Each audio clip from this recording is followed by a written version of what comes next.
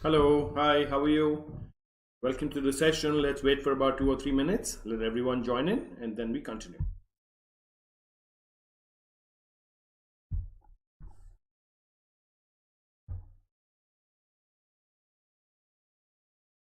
All right?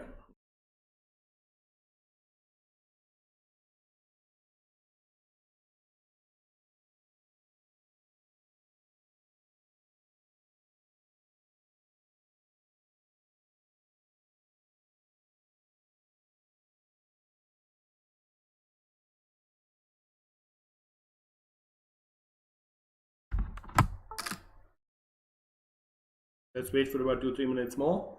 Let everyone continue.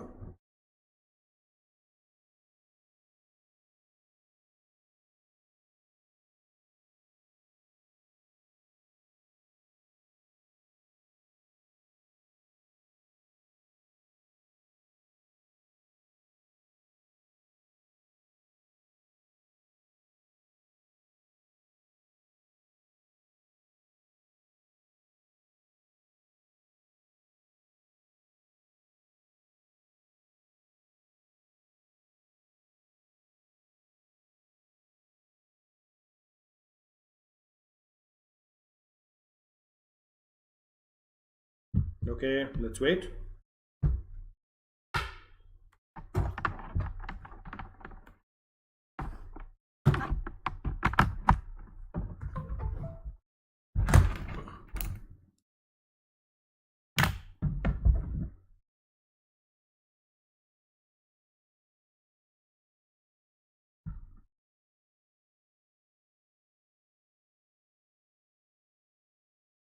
Let's wait for 2 or 3 minutes more.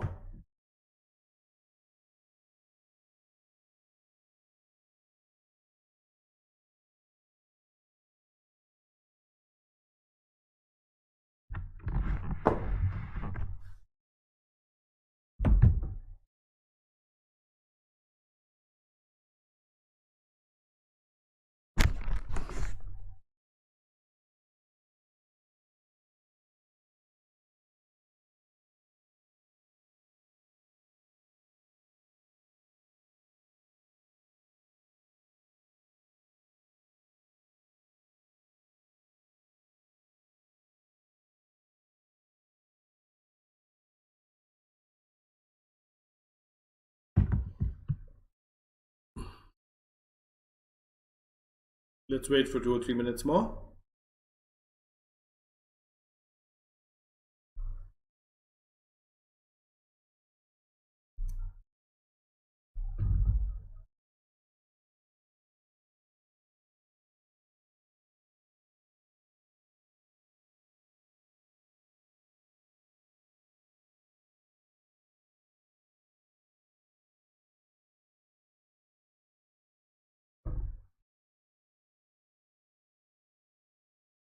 Let's wait for everyone to come.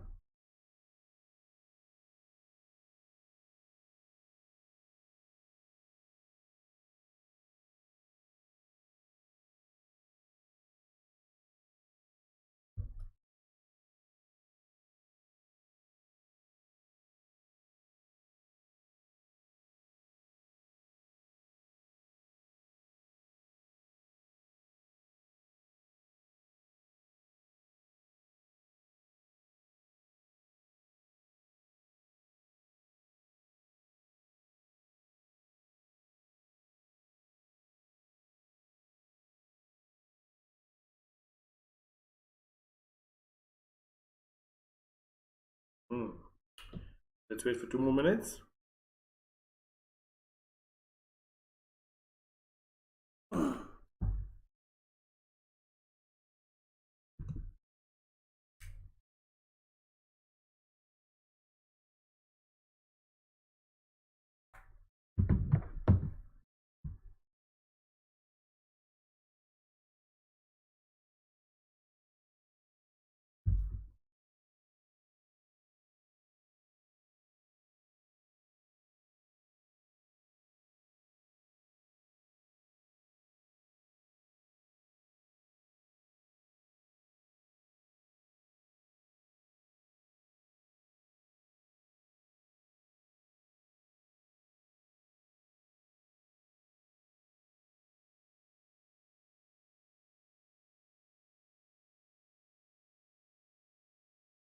Let's wait for another minute.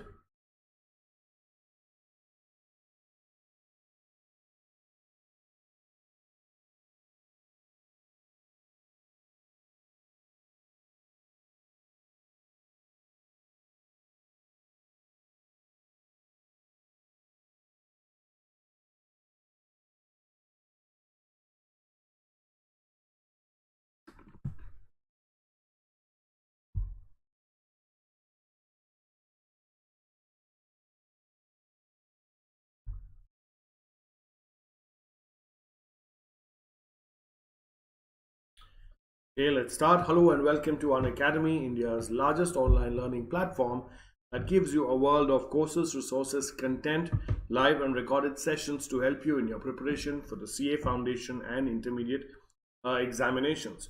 So welcome to this session on YouTube, and also welcome to Crack CA Exams with us, which is a vertical and channel of Unacademy that caters to the students of CA Foundation and Intermediate in their journey and pursuit of preparation for the CA Foundation and Intermediate examinations by providing top educators, quality content, and overall a great learning experience. So come, let's crack CA exams with Unacademy, India's largest online learning platform. And welcome you once again to this YouTube session on business economics. Okay, I hope you find it useful. Before we proceed, a brief introduction about the Educator. Hello, I'm Prathik Gupta. I am a Bachelor of Commerce from Christ College, Bangalore University. I am an associate member of the Institute of Chartered Accountants of India, an associate member of the Institute of Cost Accountants of India, and an associate member of the Institute of Company Secretaries of India, and also a law graduate from Karnataka State Law University. I'm currently a practicing chartered accountant and also a visiting faculty for CA subjects and an educator for CA students both offline and online. Prior to starting on my own, I worked with S.R. Bartley Boy and Associates. That's the Indian member firm of Ernst & Young Global in the Audit and Assurance Department. And then I went on to work with Ernst & Young India in the Mergers and Acquisitions Department. Post that, I worked with the Manipal Group in Bangalore as the corporate controller of their Indian entity, as well as their German subsidiary located in Frankfurt, Germany. It was only after I got back from Frankfurt, Germany that I decided to start something on my own. And that also gave me an opportunity to become an educator, and that in turn has given me an opportunity today to be able to take this session for you young, bright and enthusiastic CA aspirants. Thank you so much for giving me this opportunity, and I hope you find this session useful. Now, anytime during the session, in case you have any questions, queries, observations or discussions to be made, please do not hesitate to drop in a line, and I shall take up the matter as soon as I can for discussion or for problem solving, as the case may be. Okay, now just a second.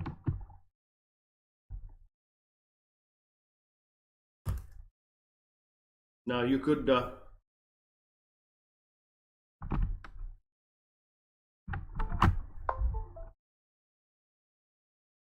you can look me up with my name Prathik Gupta on YouTube to find all my other YouTube sessions that you might find useful in your preparation for the CA Foundation and Intermediate examination. And with the same name, Prathik Gupta, Prathik Gupta, you can also see me or find me on the Unacademy Learning app with all my special classes, about which I will tell you a little further. All right. Now, like I told you, Unacademy caters to you in your preparation for the CA Foundation and Intermediate examinations through three platforms, that is YouTube Special and the Plus platform, which is the premium platform of Unacademy, which is a payment-based subscription model, more about which I will tell you as we go on. Okay, now YouTube and special classes are absolutely free, yet they provide immense value and resources to help you in your preparation for the CA Foundation and Intermediate examination. What you are viewing today is your YouTube session. And then similarly, you have special classes which are available on the Unacademy Learning app, about which I will tell you a little further. So let's now discuss about the premium platform of Unacademy, which is the Plus platform of Unacademy. Now I strongly encourage and recommend you to become part of the Plus platform of Unacademy due to the following reasons. Firstly, it provides daily live classes where you get to chat with your educator, engage in discussions, ask your doubts and answer polls. All this while the class is going on. Yes, you heard it right. All this while the class is going on.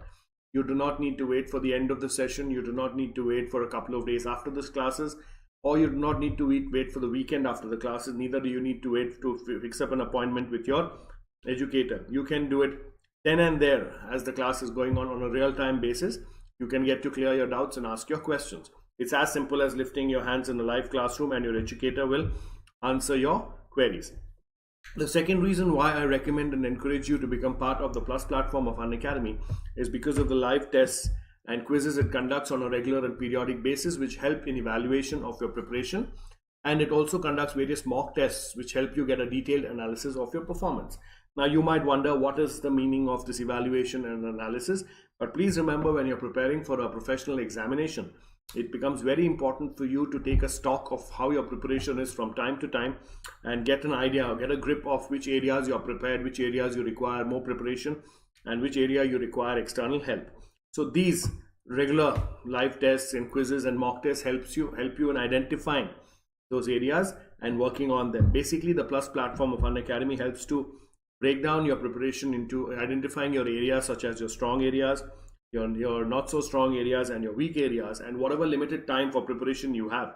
It helps you use those time on those three areas accordingly. In the sense, more time on your weak areas, a little lesser time on your not so strong areas, and less time on your strong areas, until and unless your weak areas and your not so strong areas eventually become your strong areas. So thereby, the Plus platform of Unacademy guarantees minimum wastage of time and maximum utilization of time, which is very important for any professional examination. The third reason why I recommend and encourage you to become part of the Plus platform of Unacademy is because of the structured courses it provides.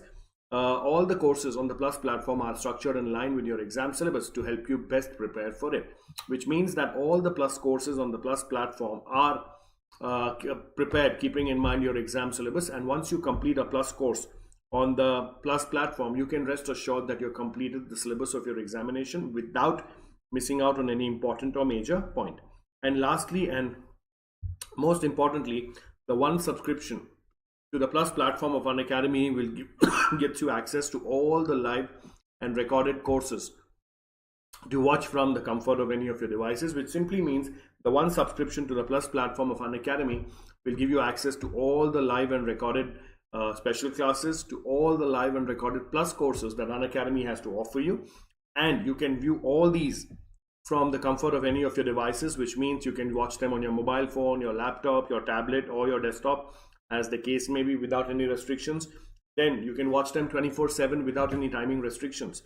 Those need not be watched from 10 to 5 or 10 to 4. Whenever you find the time, you can pull out your mobile phones, log into the Unacademy learning app, and make use of all those resources in your preparation for the CA Foundation and Intermediate examination. And hang on, all this information is available to you at any location. Either you are when you're at home, or you're coming back home from work, or you're traveling to work, and or you are in a meeting waiting for someone, or you're on vacation, or you're in your native place and you have the time to prepare for your examination. You can just pull out your mobile phone, log into the Unacademy learning app, and make use of all the resources that are there to help you in your preparation. All you require is a good internet connection or a data plan, which all of us are blessed with today. So keeping all these factors in mind, among many others, I strongly encourage and recommend you to become part of the Plus platform of Unacademy in order to enhance and accelerate your preparation for the CA Foundation and the Intermediate examination. All right, please take about 30 seconds, go through this, and then we proceed. Any questions, please ask me.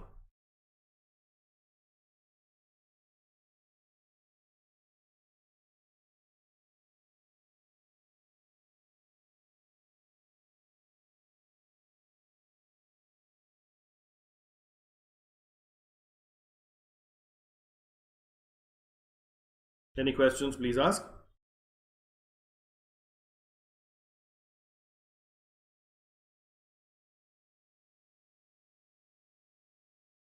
Please take about a minute.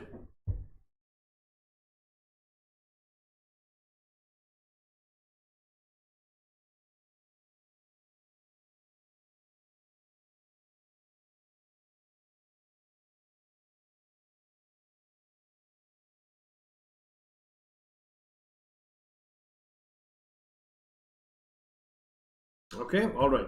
Now, for those of you who have downloaded the Unacademy learning app and are using it, I thank you very much and I request your support in the future as well. And for those of you who have not yet downloaded the Unacademy Learning app, I request you to go to the Play Store on your mobile phone, download the Unacademy Learning app, put in your mobile number where you will get an OTP, and using that OTP you can register on the Unacademy Learning app. It's as simple as this, without any complicated procedures or lengthy procedures. Now you might ask me, okay, I downloaded the Unacademy Learning app, I registered on it and everything, so what?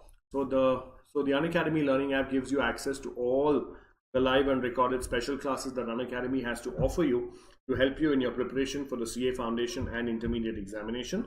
Not only this, it gives you access to all the live and recorded plus courses that Unacademy has to offer you in order to enhance your preparation for the CA Foundation and the Intermediate examination.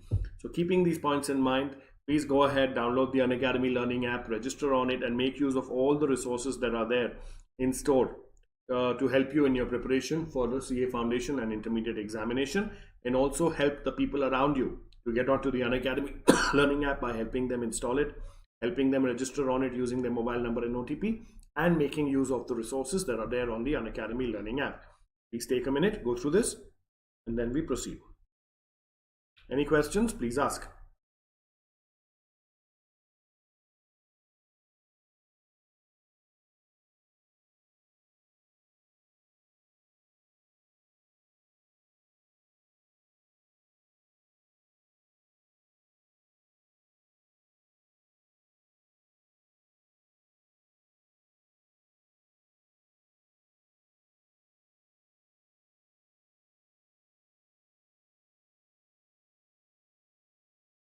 Take about a minute.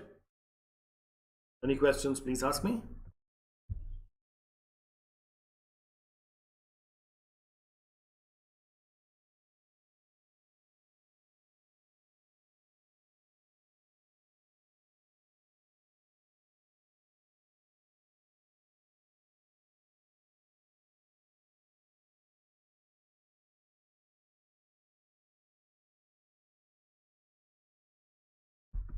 Okay, like I told you, the Plus platform of Unacademy is the premium platform of Unacademy, which is also a payment-based subscription model, which provides various subscription packages. The subscription packages for the CA Foundation and Intermediate examination provided by the Plus platform of Unacademy are as follows. The packages are for 1 month, 3 months, 6 months, 12 months, and 24 months. The 1 month package will normally cost you about 3,500. The 3 month package will cost you about 8,750. The 6 month package will cost you about 14,000. The 12 months package will cost you about 17,500, and the 24 months package will cost you about 21,000 rupees. Now please remember, these are all the listed prices of the packages. So before you make the payment for the package of your choice, please do not forget to use the code Prathik to get an instant discount of 10% on the above listed price. I repeat, please do not forget to use the code Prathik, Prathik, to get an instant discount of 10% on the above listed price. So the after discount price of the various packages are as follows. The 1 month package will cost you rupees 3,150. The 3 month package will cost you rupees 7,875. The 6 month package will cost you rupees 12,600. The 12 months package will cost you rupees 15,750, and the 24 months package will cost you rupees 18,900. So you see instantly there is a 10% reduction in cost when you've used my code. Now, after that, I personally recommend you to start off with the 12 months package because of two reasons. Firstly, it is cost effective. If you notice the per month cost of the 12-month package and compare it with the 1 month package cost, you will see that there is great savings immediately. And secondly, and most importantly, since the CA Foundation and Intermediate examination is provided to you in one subscription, a 12-month package will be very beneficial for you because it contains the entire duration of both the courses, that is the CA Foundation and the CA Intermediate, which normally takes about a year's time for you to study and clear both these examinations. So if you're getting a subscription that includes the duration of both these courses at a very cost-effective price, I think that's a very good win-win situation for you. But having said this, you're free to choose the package of your choice. But before you make the payment, please do not forget to use the code Prathik to get an instant discount of 10% on the above listed price. You can also avail the option of the no-cost EMI option for 6 months, 12 months, and 24 months packages, just in case you do not wish to make the entire payment at one shot. The payment options available are internet banking, debit card, and credit card, and also all the coins that you've accumulated while watching the special classes can be redeemed when you are making the payment for your Plus course. So keeping these points in mind and looking at these packages, I recommend you to go ahead and become a part of the Plus platform as soon as possible in order to accelerate and enhance your preparation for the CA Foundation and intermediate examinations. Please take about 2 minutes, go through this, and then we proceed. Any questions? Please ask.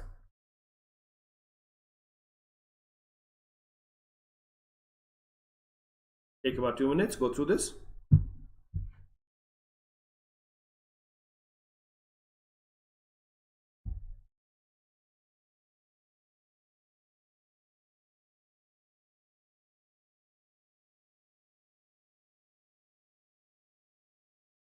Take about 2 minutes, go through this. Any questions, please ask me.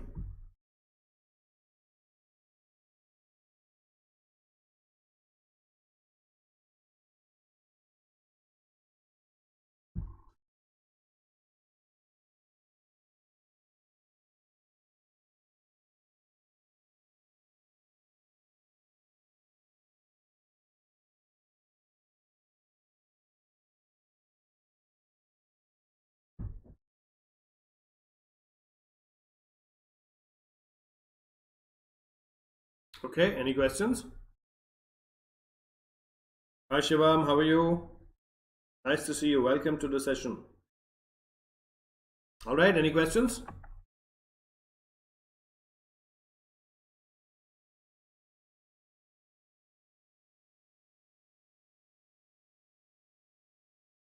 Okay, like I told you, the Unacademy Learning app gives you access to all the live and recorded special classes that Unacademy has to offer you. Here are snapshots of few of the many special classes that I have conducted on the Unacademy Learning app and which might be helpful to you in your preparation for the CA Foundation and intermediate examinations. Okay, so there are special classes on revision test paper, Sale of Goods Act, Contracts Act, Companies Act, Fundamentals of Accounting, retirement of partner, admission of partner, death of partner, valuation of inventories, revision on final accounts of entities, revision on sale of goods on approval of return basis. So you see there are a lot of sessions that are taken here and which will be helpful in your preparation. So please go through them. And after going through them, in case you have any questions, you can always get back to me. And here are also the links to few of the many special classes that I have conducted on the Unacademy Learning app. You can either click on these links or copy and paste these links on your browser to take you directly to the special class on the Unacademy Learning app for your perusal. The special classes are on the Indian Contracts Act, Sale of Goods Act, Indian Partnership Act, Limited Liability Partnership Act, Companies Act, Basics of Communication, Accounting Concepts, and Revision Test Papers, among many others. Please take about a minute, go through this. Any questions, please ask me.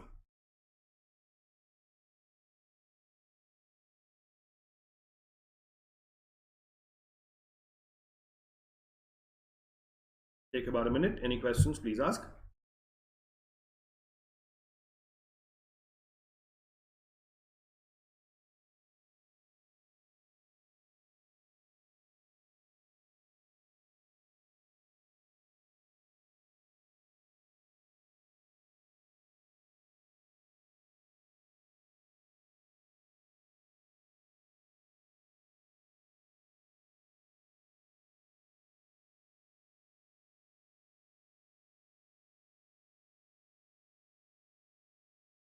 Okay, any questions?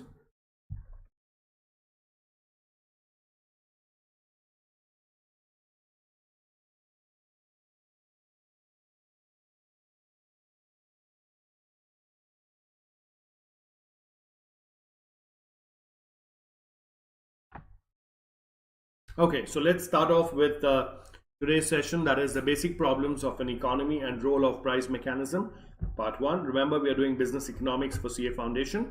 Okay, so this is the second topic in that chapter. So the way we're going to do it is each slide I will read it out, explain it to you, and then I will give you about 2 or 3 minutes to read it, understand it, and ask me any questions. And that's the way we will go about it. Okay, any questions, you can always ask me anytime. Now, basic problems of an economy. Let's look at this. As mentioned in the last unit, all countries without exceptions face the problem of scarcity. Scarcity means less number. Okay, Their resources, natural productive resources, man-made capital goods, consumer goods, money and time are limited, and these resources have alternative uses. Okay, so most of the countries have limited resources in the form of natural productive resources, man-made capital goods, consumer goods, money and time. Money and time are also resources. Okay, so everything is limited, these resources have alternative uses as well. For example, coal can be used as a fuel for the production of industrial goods. It can be used for running trains, for domestic cooking purposes, and for many other purposes. Similarly, financial resources can be used for many purposes. If the resources were unlimited, people would be able to satisfy all their wants, and there would be no economic problem. Alternative, if a resource it has only one single use, then the economic problem would not arise. Okay, so now there are two problems here. One is multiple uses of the resources, and next is the scarcity of those resources. Okay, so if there was no scarcity of the resources, or if the resources had just one single use, then the problem of resources would not arise, because then the resources would be there for everyone. All right, every economic system, be it capitalist, socialist or mixed, has to deal with the central problem of scarcity of resources related to the wants for them. So that means there is always a deficit of resources, and the wants for them are too many, or either there are many alternative wants for them. Okay, this is generally called the central economic problem. The central economic problem is further divided into four basic economic problems. They are, okay, and we will go to the next slide. Please take about 2 or 3 minutes, go through this, and then we proceed. Any questions, please ask.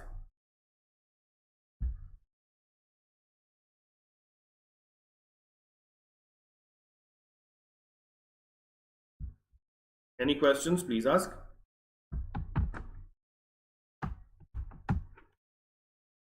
Take about 2 or 3 minutes.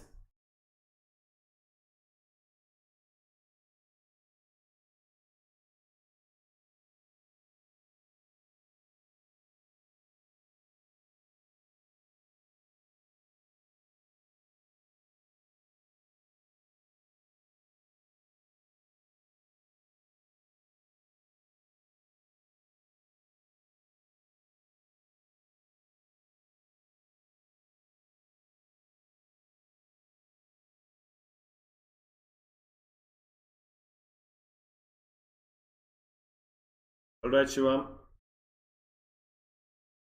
Let's wait for another minute or so. Any questions, please ask me.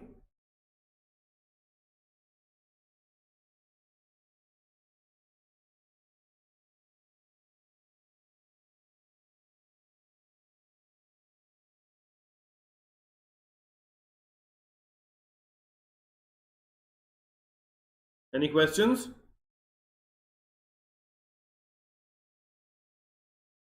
Anyone? Any questions?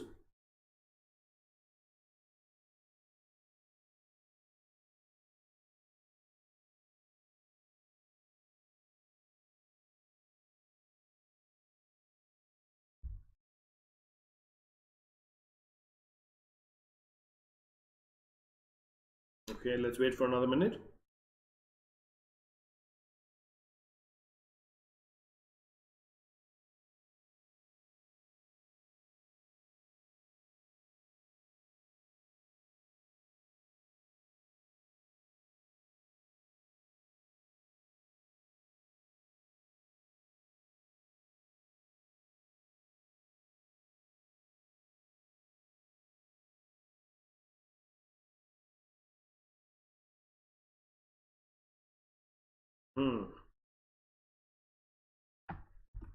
Okay, so what are the four basic economic problems? They are what to produce, how to produce, for whom to produce, and what provisions, if any, are to be made for economic growth. Okay, so the four basic economic problems are what to produce, how to produce, for whom to produce, and what provisions, if any, are to be made for economic growth. Okay, so we need to discuss each of these in detail. Now, what to produce? Since the resources are limited, every society has to decide which goods and services should be produced, and how many units of each goods or service should be produced. An economy has to decide whether more guns should be produced, or better butter, or more butter should be produced, or whether more capital goods like machines, equipments, dams, etc. will be produced, or more consumer goods such as cell phones will be produced. Not only the society has to decide about what goods are to be produced, it has also to decide in what quantities each of these goods would be produced. In a nutshell, a society must decide how much wheat, how much hospital, how many schools, how many machines, how much meters of cloth have to be produced. So please remember, now this is a question which each economy has to. Okay, Shivam. Okay, so each economy has to decide. One first thing is what to produce. Okay, now it needs to see, the economy needs to see that what is the product or service based on which their economy is running, and what is the product or service which their economy requires more. Okay, now since resources are limited, every society has to decide which goods and services should be produced and how many units should be produced. An economy has to decide whether more guns, okay, should be produced or more butter. Now if the economy runs on guns, or if the economy requires at that point more guns from to be made, then the economy will make more guns, or it should decide more butter, or whether capital goods like machines, equipments, if it's a manufacturing economy mainly, okay, capital intensive economy, will be produced, or more consumer goods such as cell phones or maybe produced. Not only the society has to decide about what goods are to be produced, it also has to decide uh, in what quantities each of these goods should be produced. In a nutshell, a society must decide how much wheat, how many hospitals, how many schools, how many machines, how many meters of cloth have to be produced. So this is the kind of decisions that the economy needs to take based on their internal requirements and the demand and supply. Please take 2 minutes, go through this, and then we proceed. Any questions? Please ask.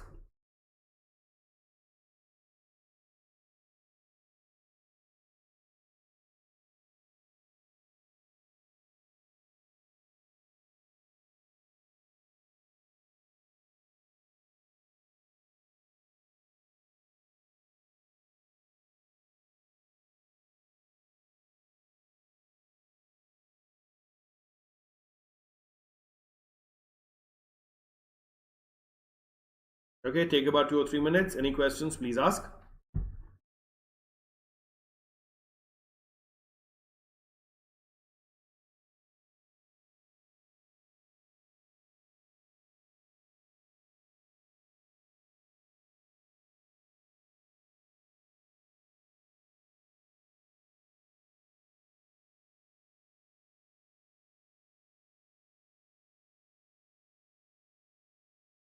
Please take a minute more.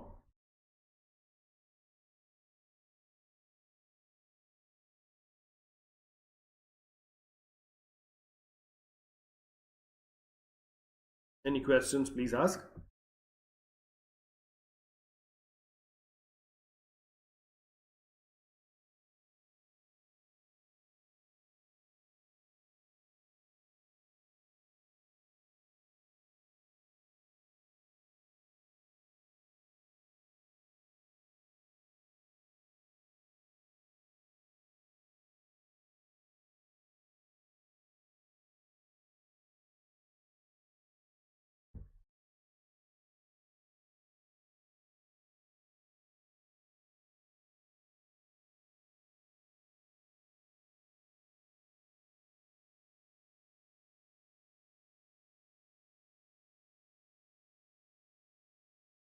All right.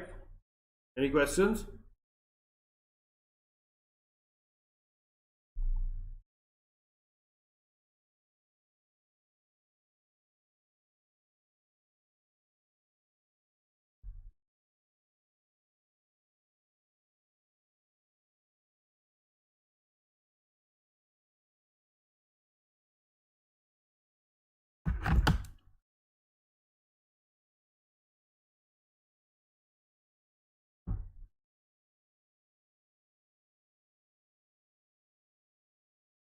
Yes, Puneet. Any questions?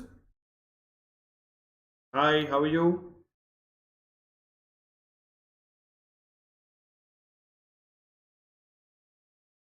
Any questions, Puneet?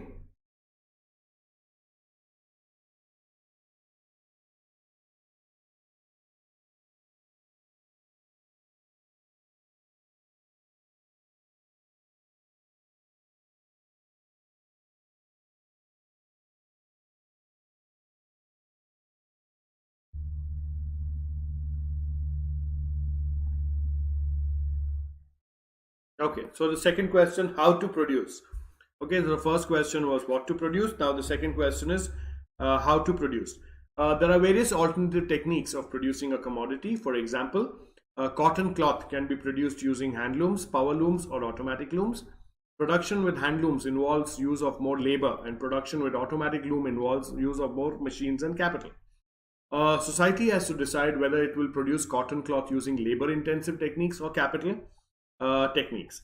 Likewise, for all goods and services, it has to decide whether to use labor intensive techniques or capital intensive techniques.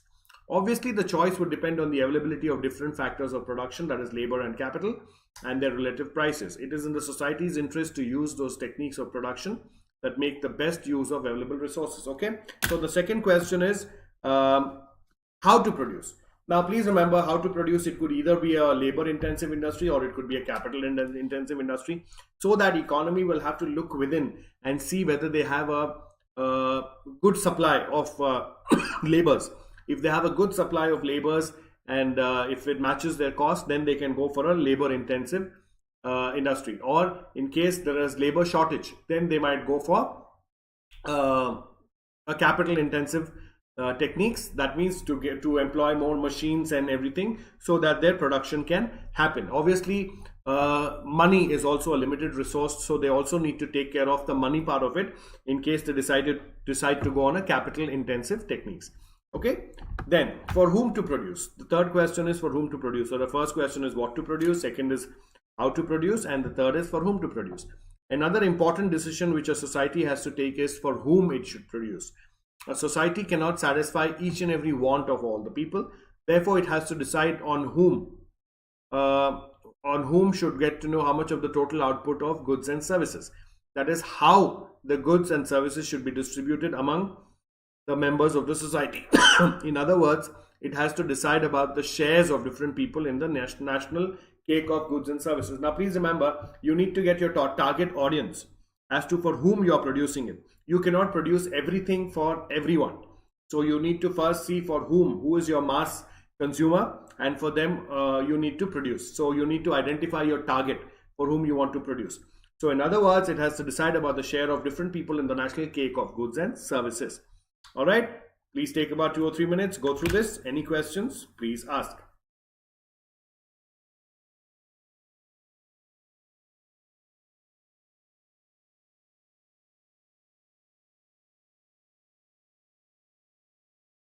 Any questions, please ask. Please go through this, take 2 or 3 minutes.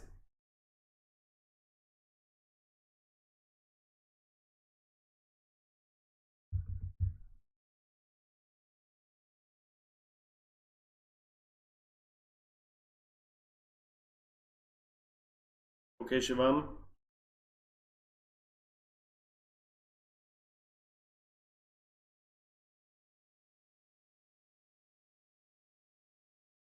Puneet, any questions?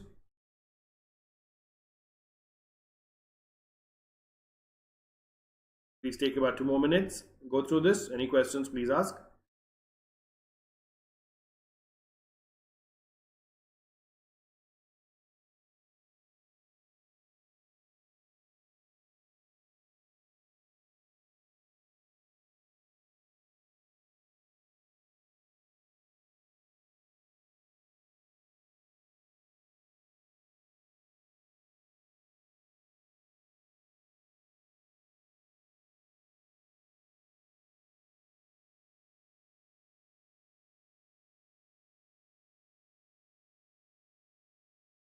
All right, let's wait another minute.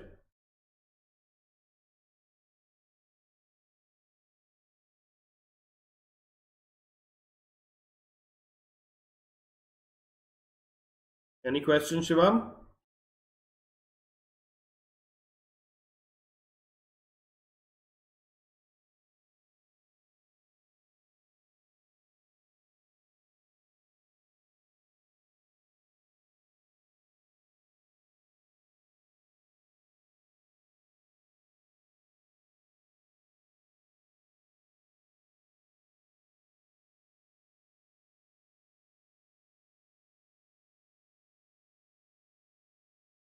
Okay, so then The fourth question: what provision should be made for economic growth? Okay. Now this is the fourth question. The first question is what to produce. Second is how to produce. Third is for whom to produce. And now we are talking about what provision should be made for economic growth. A society would not like to use all its scarce resources for current consumption only. This is because if it uses all the resources for current consumption and no provision is made for future production, the society's production capacity would not increase.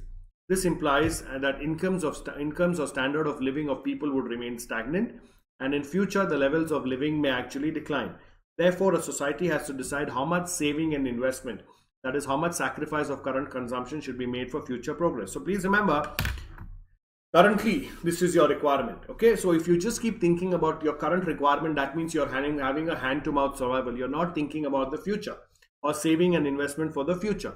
So in such a cases, what happens is your income or your standards of living will eventually stagnate, and you will remain where you are, or it actually your level of living might come down. Okay, so for this purpose you need to make a provision for your future, and you need to save and invest for the future. Okay, that means how much of current consumption you need to sacrifice for future progress. That is an important question that needs to be made, because it is very important for you to think about future as well, and not just think about the current situation. All right. Yeah. Then we shall now examine the term economic system. An economic system refers to the sum total of arrangements for the production and distribution of goods and services in society. In short, it is defined as the sum of the total devices which give effect to the economic choice. It includes various individuals and economic situations. Okay, so the system, the arrangements for production and distribution of the economic resources among the society is known as an economic system. In short, it is defined as the sum of the total devices which give effect to the economic choice. Okay, it includes various individuals and economic institutions through which the production and arrangement for distribution of those resources in the society is made. And that is what you mean by economic system. Okay. Yes. You must be wondering how different economies of the world would be solving these central problems. In order to understand this, we will divide all the economies into three broad classifications based on their mode of production, exchange, and distribution, and the role which the government plays in economic activity. Okay, please take about 2 or 3 minutes, go through this, and then we proceed. Any questions? Please ask.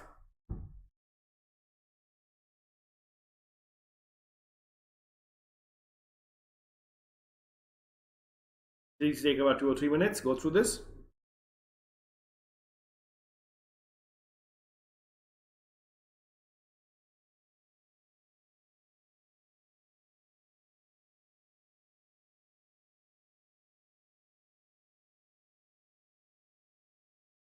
Any questions? Please ask.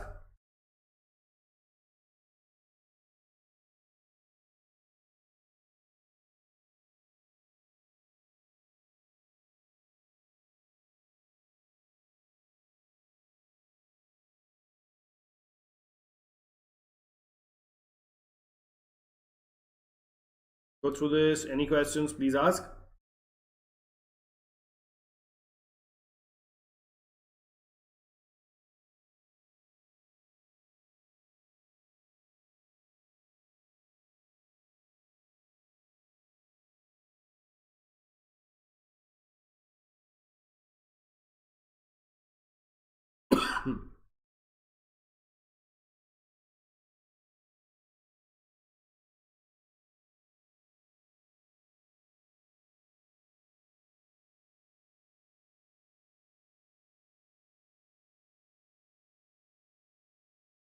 Any questions? Please ask. Let me know once you're done. All of you.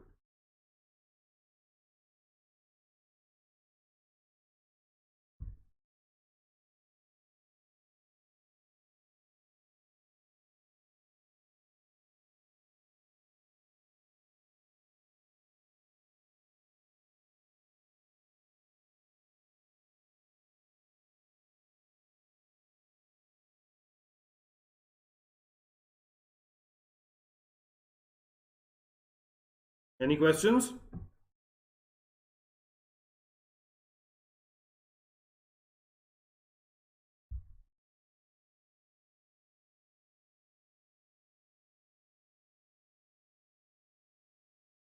Anyone?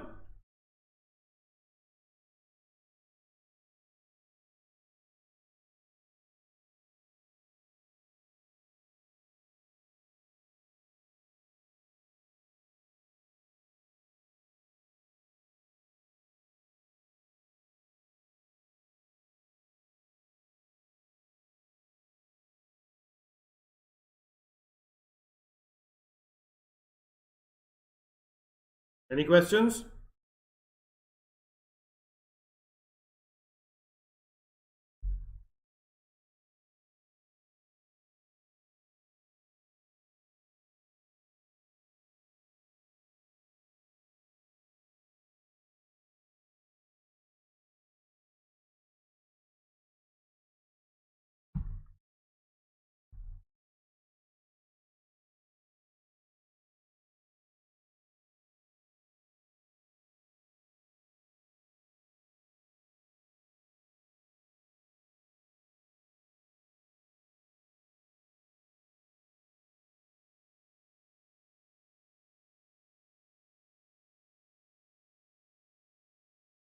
Okay, now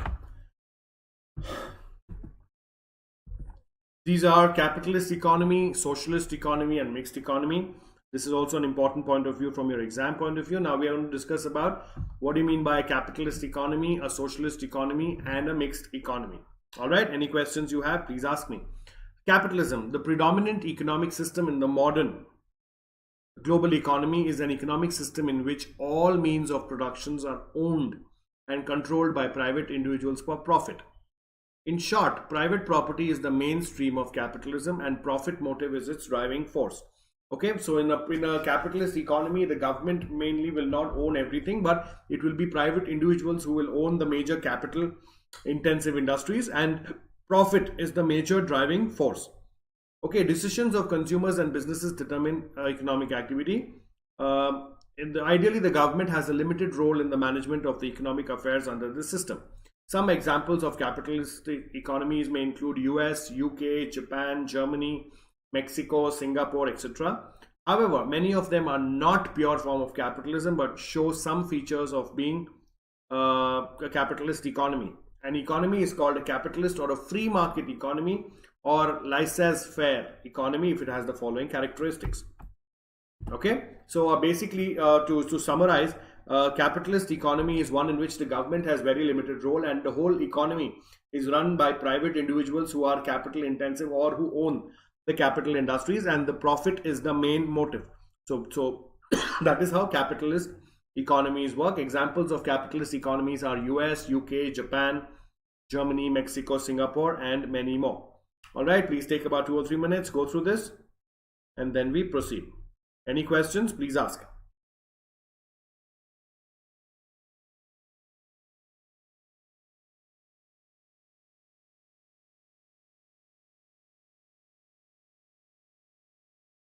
Take about 2 3 minutes, then we'll see the features of capitalist economy.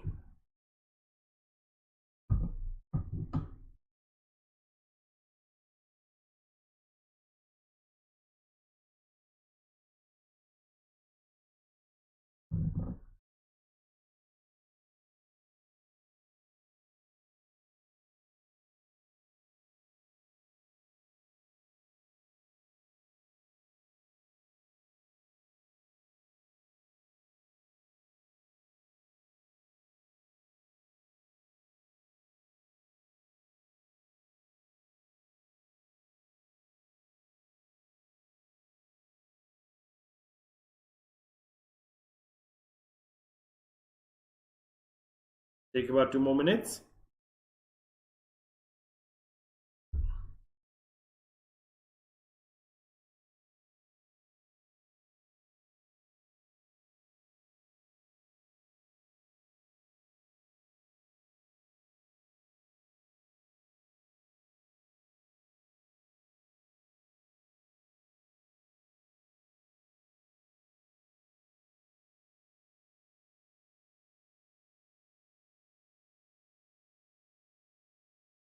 Any questions, anyone?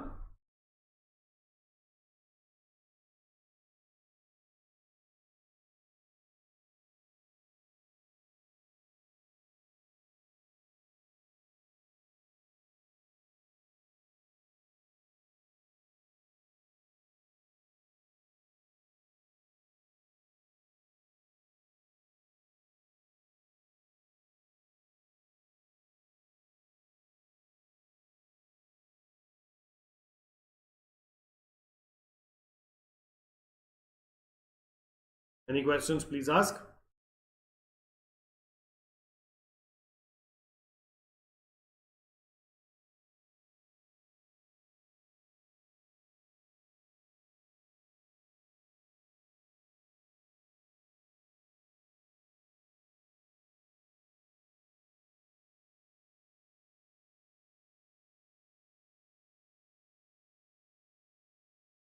Okay. Then these are the features of your capitalist economy. First one, right to private property. The right to private property means that productive factors such as land, factories, machineries, mines, etc., can be under private ownership. It need not necessarily be under government ownership. The owners of these factors are free to use them in any manner in which they like and bequeath it as they desire. The government may, however, put some restrictions on the benefit of the society in general. Okay, so very unlike a non-capitalist economy, in a capitalist economy, the right to private property is with private individuals. So, what are the major resources like land, factories, machineries, mines, etc., can be under private ownership. The owners of these factors are free to use them in any manner in which they like, and bequeath it means to dispose it in any manner as they like. The government may, however, put some restrictions for the benefit of society in general, but the income producing and the resource producing factors are in the hands of private individuals. Okay, that's the first factor, right to private property in a capitalist economy. Then we have freedom of enterprise. Each individual, whether consumer, producer, or resource owner, is free to engage in any type of economic activity. For example, a producer is free to set up any type of firm and produce goods and services of his choice. Okay, so let's say in a capitalist economy, whether it's each individual, whether he's a consumer of resources, whether he's a producer of resources, or he's the owner of a resource, can set up a business entity or an enterprise kind of organization to carry on the kind of business to set up and produce goods and services of his choice. No one can stop him. Okay, so for example, a producer is free to set up any type of firm and produce goods and services of his choice. So you have the freedom to set up any kind of industry, any kind of service organization, and produce goods and services. Okay. Third, freedom of economic choice. All individuals are free to make their economic choices regarding consumption of work. All individuals are free to make their economic choices regarding consumption, work, production, exchange. So basically, they have the freedom to make their economic choices regarding what they want to consume, what work they want to do, what resources they want to produce, and what resources they want to exchange. They have the right to decide everything in this, and there is no restrictions on them. And fourth, profit motive. Profit motive is the driving force in free enterprise economy or capitalist economy and directs all economic activities. Desire for profits induces entrepreneurs to organize production so as to earn maximum profit. So in a capitalist economy, the driving force or the motivational force is profits. So profits is what drives a capitalist economy. Please take about 2 or 3 minutes, go through this, and then we proceed. Any questions, please ask.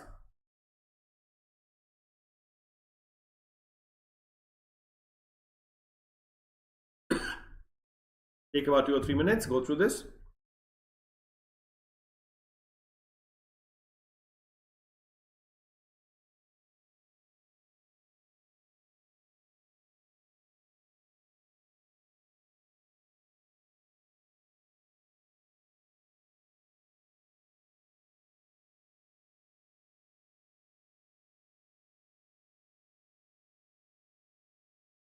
Any questions, please ask. Take about 2 or 3 minutes more.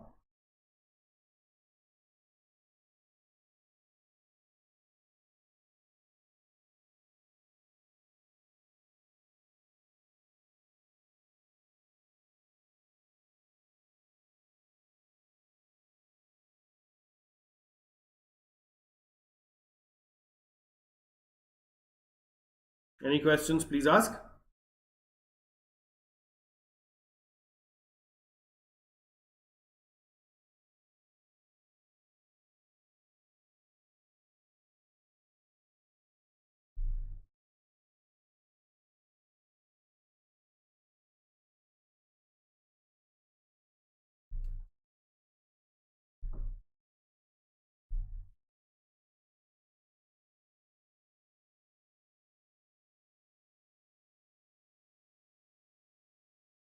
Take another 2 minutes.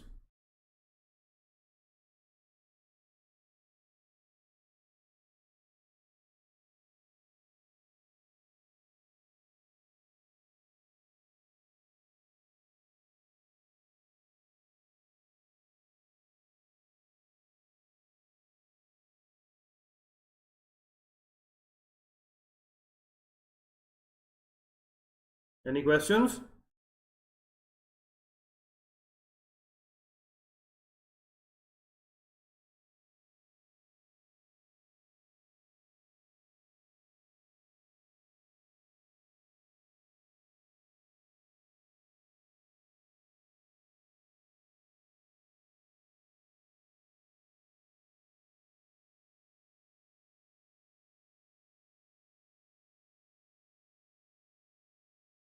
Take another minute and then we proceed.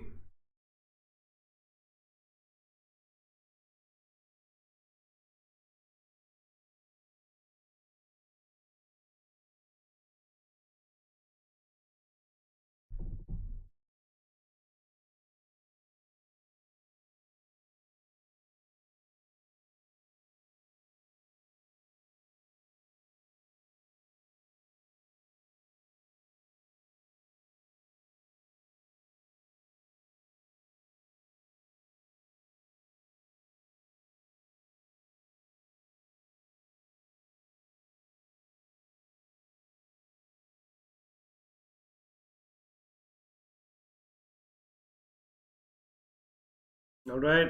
Okay. Now let's talk. Then we speak about another features of capitalist economy is consumer sovereignty.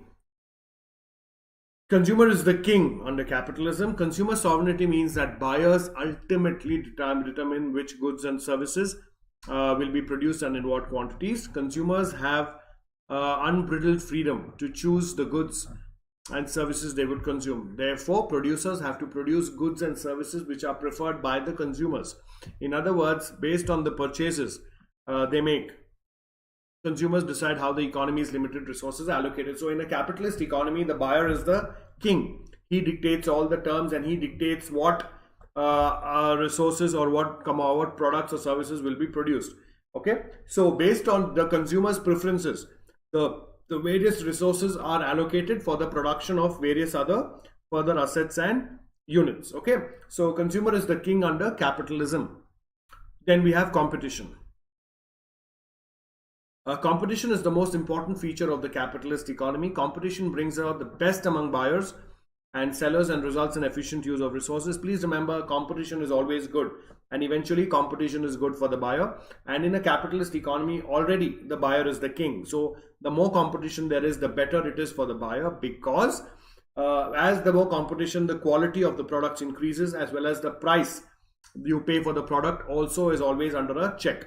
So in a capitalist economy, competition brings out the best among buyers and sellers and results in efficient use of resources.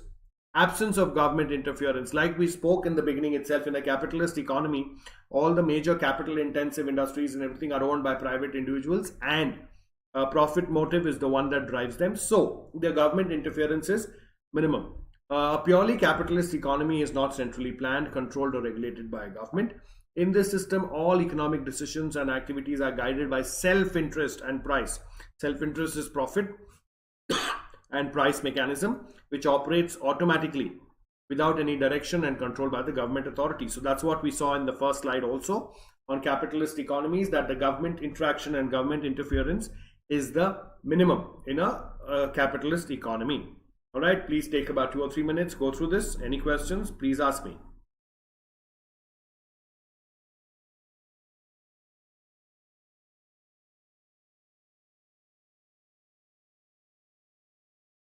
Any questions, please ask.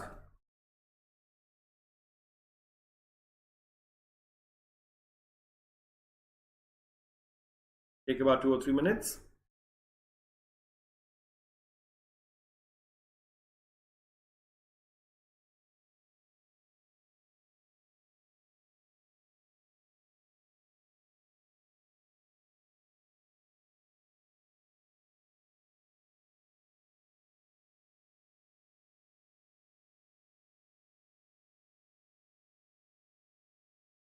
Any questions, please ask.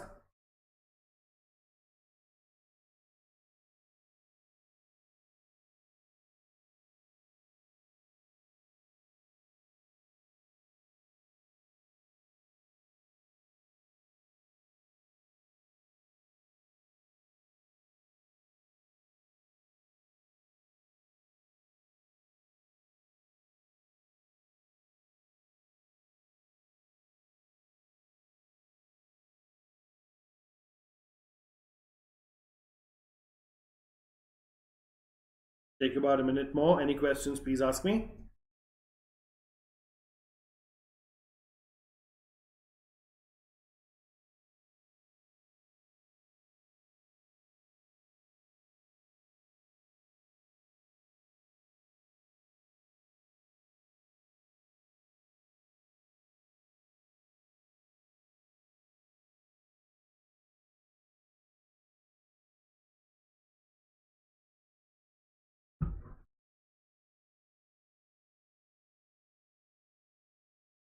Take a minute more. Any questions, please ask.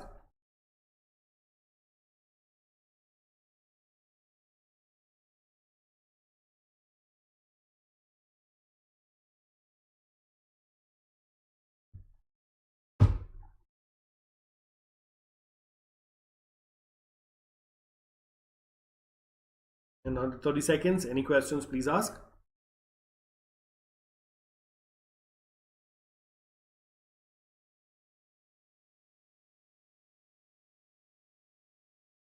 Okay, we are looking at the characteristics of a capitalist economy.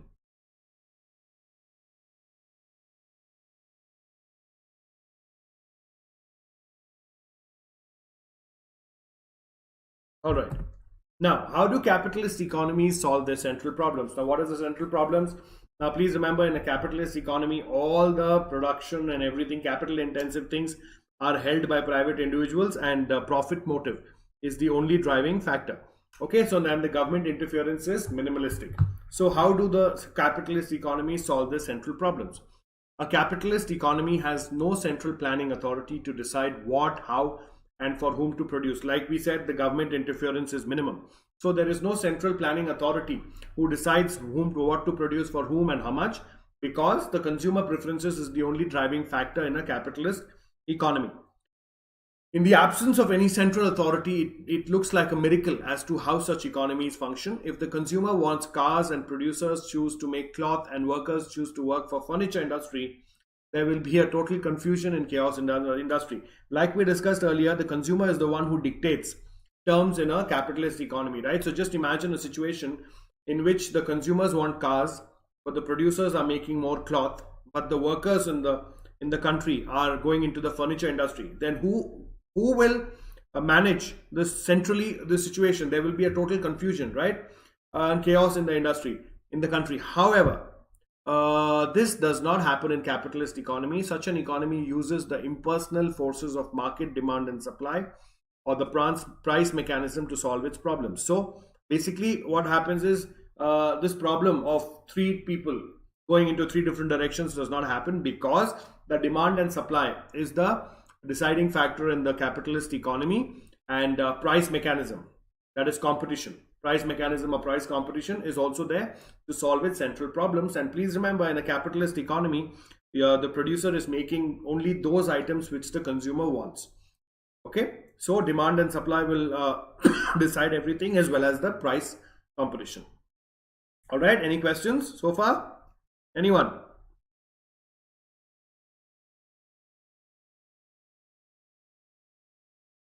Any questions?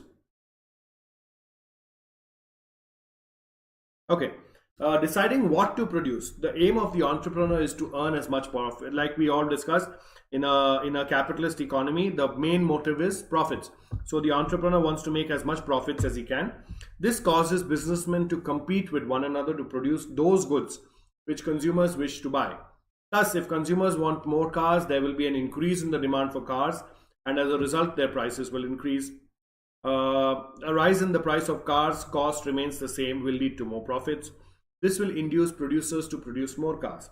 On the other hand, if the consumer's demand for cloth decreases, its price would fall and profits would go down. Therefore, business firms have less incentive to produce cloth and less of cloth will be produced. So if you see here, it's purely based on the consumer preferences and the demand and supply, okay, which determines what is produced. Thus, more of cars and less cloth will be produced in such an economy. In a capitalist economy like USA, UK, Germany, the question regarding what to produce is ultimately decided by consumers. So consumer is the king, and it is ultimately decided by the consumer as to what he wants, who show their preferences by spending on goods which they want. So whichever goods the consumer wants, the producers make only that. And more the competition, better for the consumer in terms of quality of product and service, and better for the producer as well. All right, please take about 2 or 3 minutes, go through this, and then we proceed. Any questions, please ask me.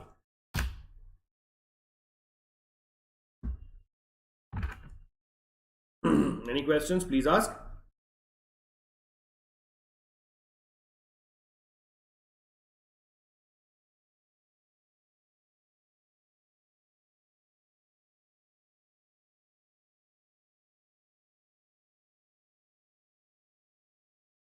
Please take about 2 or 3 minutes, go through this. Any questions, please ask me.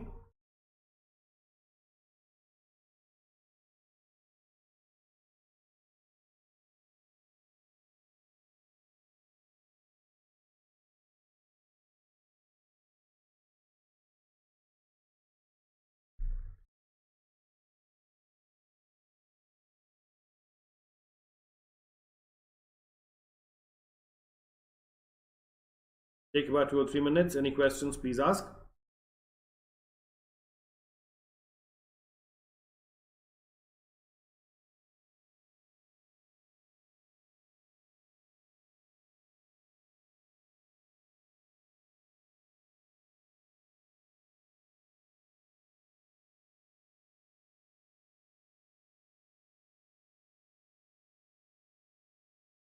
Take another 2 minutes.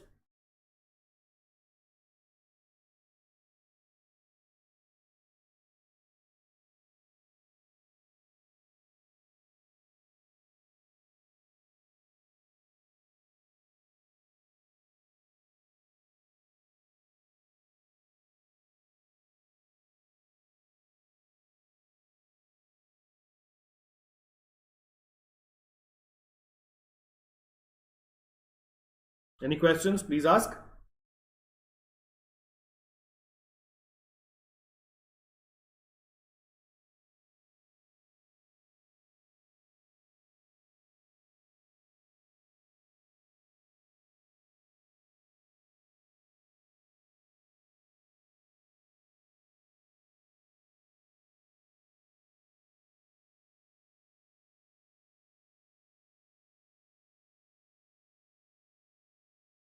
Any questions, please ask.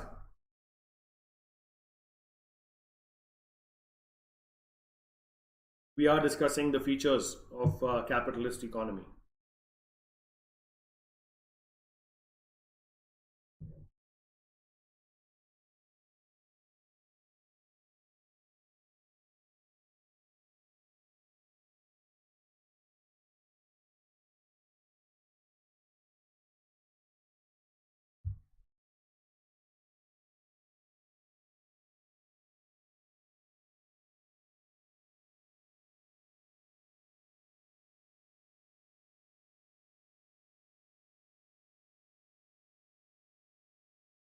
Any questions?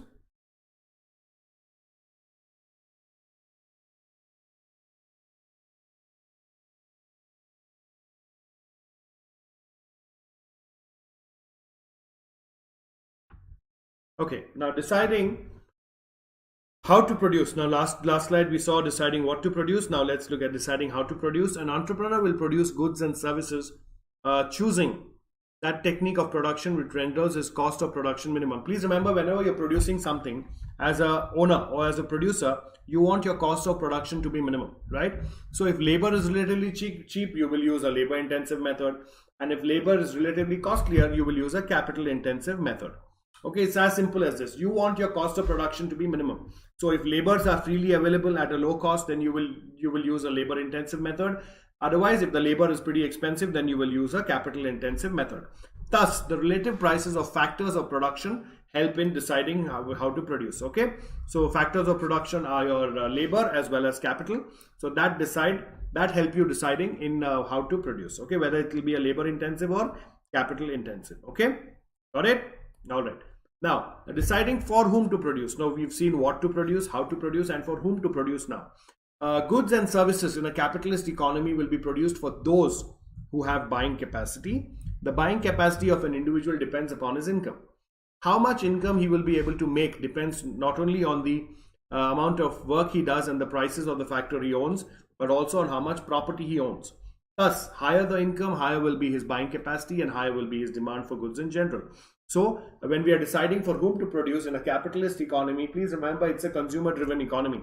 So, a person who has the money or the resources to who has the money and resources to buy, he will drive the entire economy. Okay, so the buying capacity of an individual depends upon his income. How much income he will be able to make depends not only on the amount of work he does and the prices of the factor he owns, but also on how much property he owns.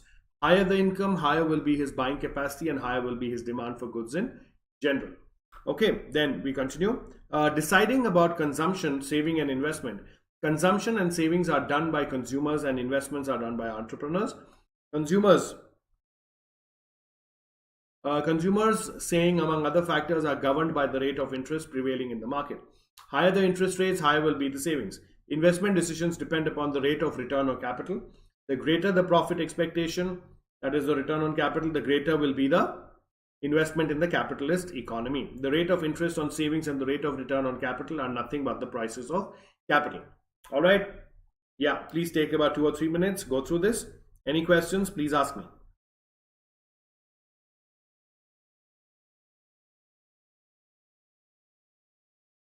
Any questions, please ask.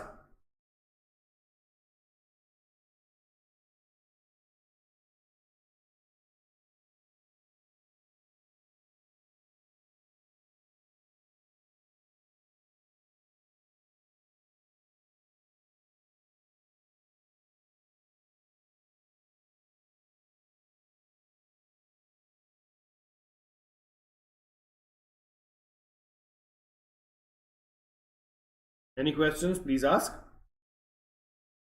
Take about 2 or 3 minutes.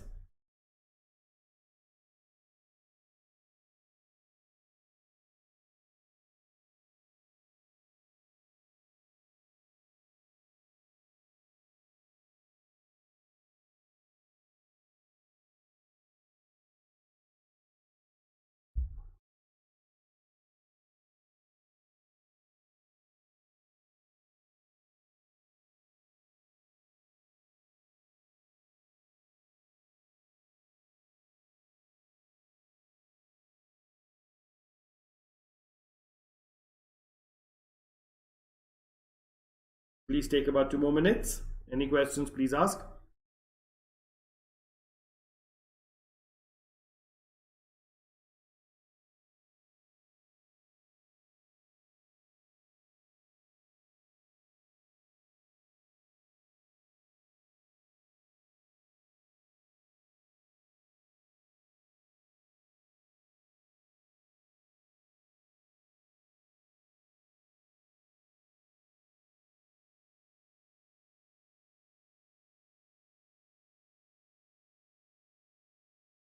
Any questions? Please take about a minute more.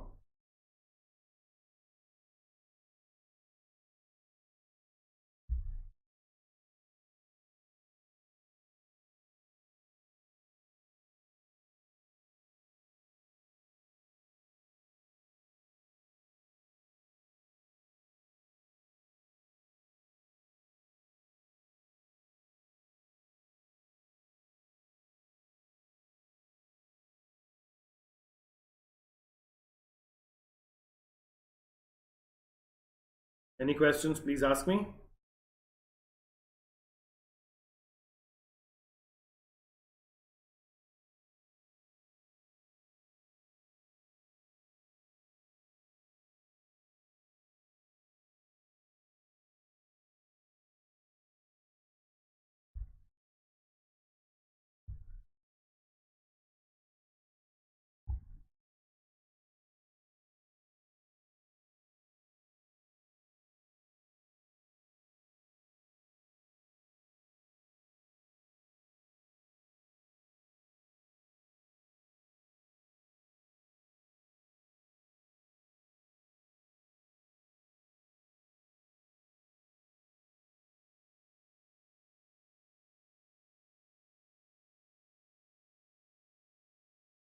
Any questions? Okay. Now, now we look at the merits of a capitalist economy. That means the advantages of a capitalist economy. All right. Listen carefully. First one: capitalism is self-regulating and works automatically through price mechanism. Price mechanism simply means competition. There is no need of incurring costs for collecting and processing of information and for formulating, implementing, and monitoring policies because capitalism is self-regulating and works automatically through price mechanism. All right, please remember there is no government interference. It is all a private group of people who are working for profits. So if you want to earn more higher profits, your product or service better be good and better stick to the competition, otherwise you lose out. Okay, so there is no need for incurring costs or collecting, processing information and for formulating, implementing, and monitoring policies. The existence of a private property and the driving force of profit motive result in greater efficiency and incentive to work. Now, like I told you, all the capital industry is owned by private individuals who work for a profit. So the whole driving force is profit. So because it is private property and because the driving force of profit motive is there, it results in greater efficiency and incentive to work, thereby increases the quality of products and services as well. Okay. Then the third one: the process of economic growth is likely to be faster under capitalism. This is because the investors try to invest only on those projects which are economically feasible. Please remember, now again it comes back to private individuals, right? So in a capitalist economy, there are private individuals who are running the industries. So there are certain people known as investors who are looking to grow or who are looking to invest in certain growing economies and make money as well. So because these are owned by private individuals, the investors will try to invest in their companies or their projects which are economically feasible and which will give them profits and growth. Okay. Then resources are used in activities in which they are most productive. This results in optimum allocation of the available productive resources of the economy. Now, like we saw in the beginning, the resources are scarce, right? And in a capitalist economy, the the usage of those resources is determined by the consumer preferences. So whatever the consumer wants, that is produced. So it becomes very easy to allocate those available scarce resources to those areas which are more profitable and which the consumers want, rather than wasting it and giving consumers unnecessary options. Okay, so that results in optimum allocation of available productive resources on the economy.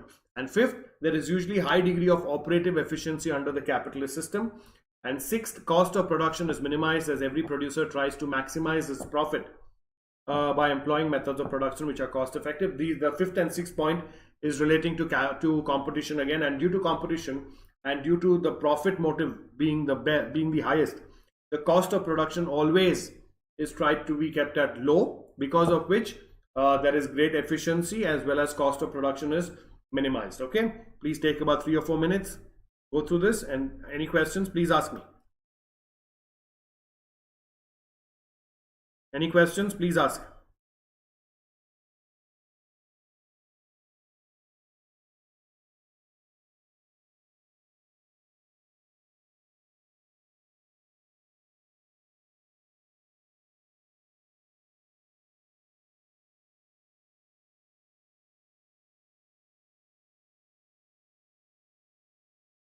Please take about 3 or 4 minutes. Any questions please ask me.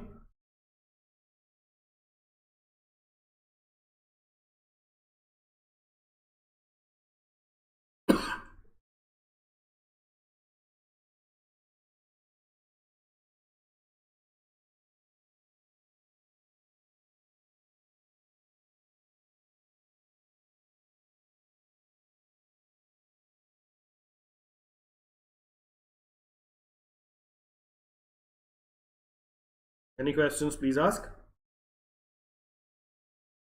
Please take about 2 minutes more, 2 or 3 minutes more.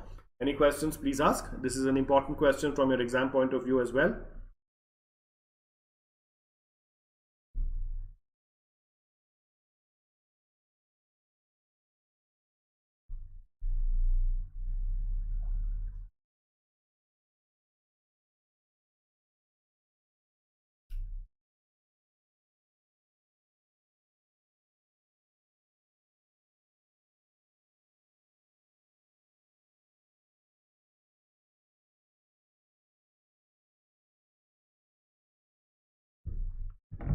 Any questions? Please ask.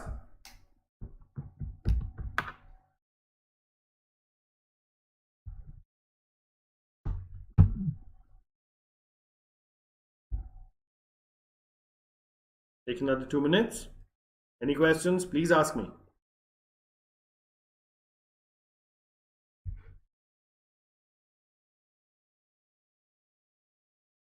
Carefully read it, understand it, and ask me any questions that you may have.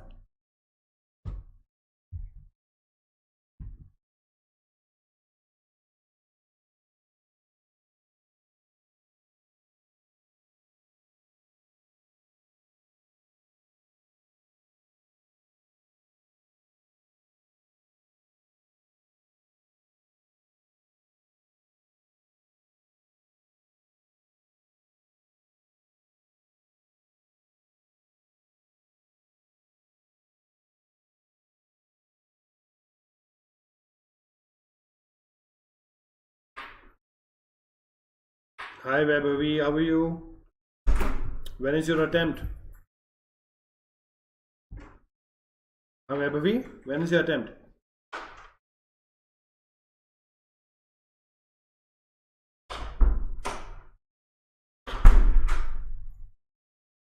Okay.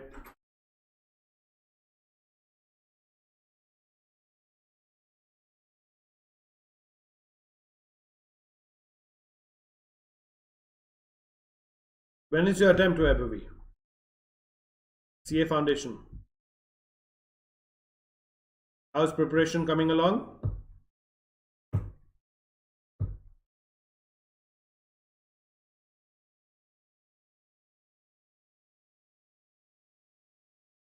How's preparations?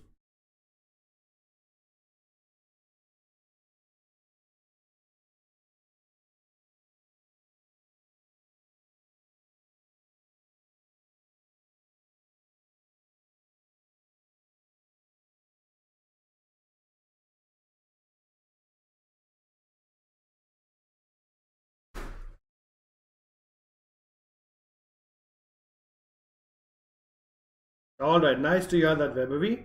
Charlie, all the best for your examinations. All right, let's wait for another 30 seconds and then we proceed. Okay, anyone, any questions? Please ask me.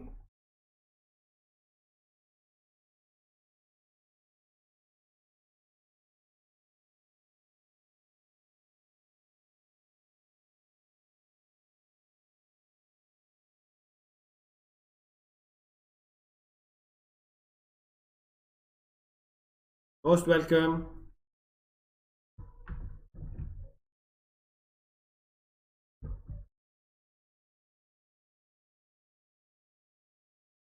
All right.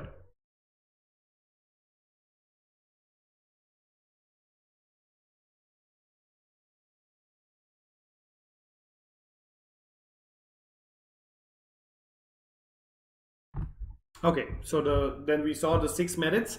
Let's look at the 7th merit onwards.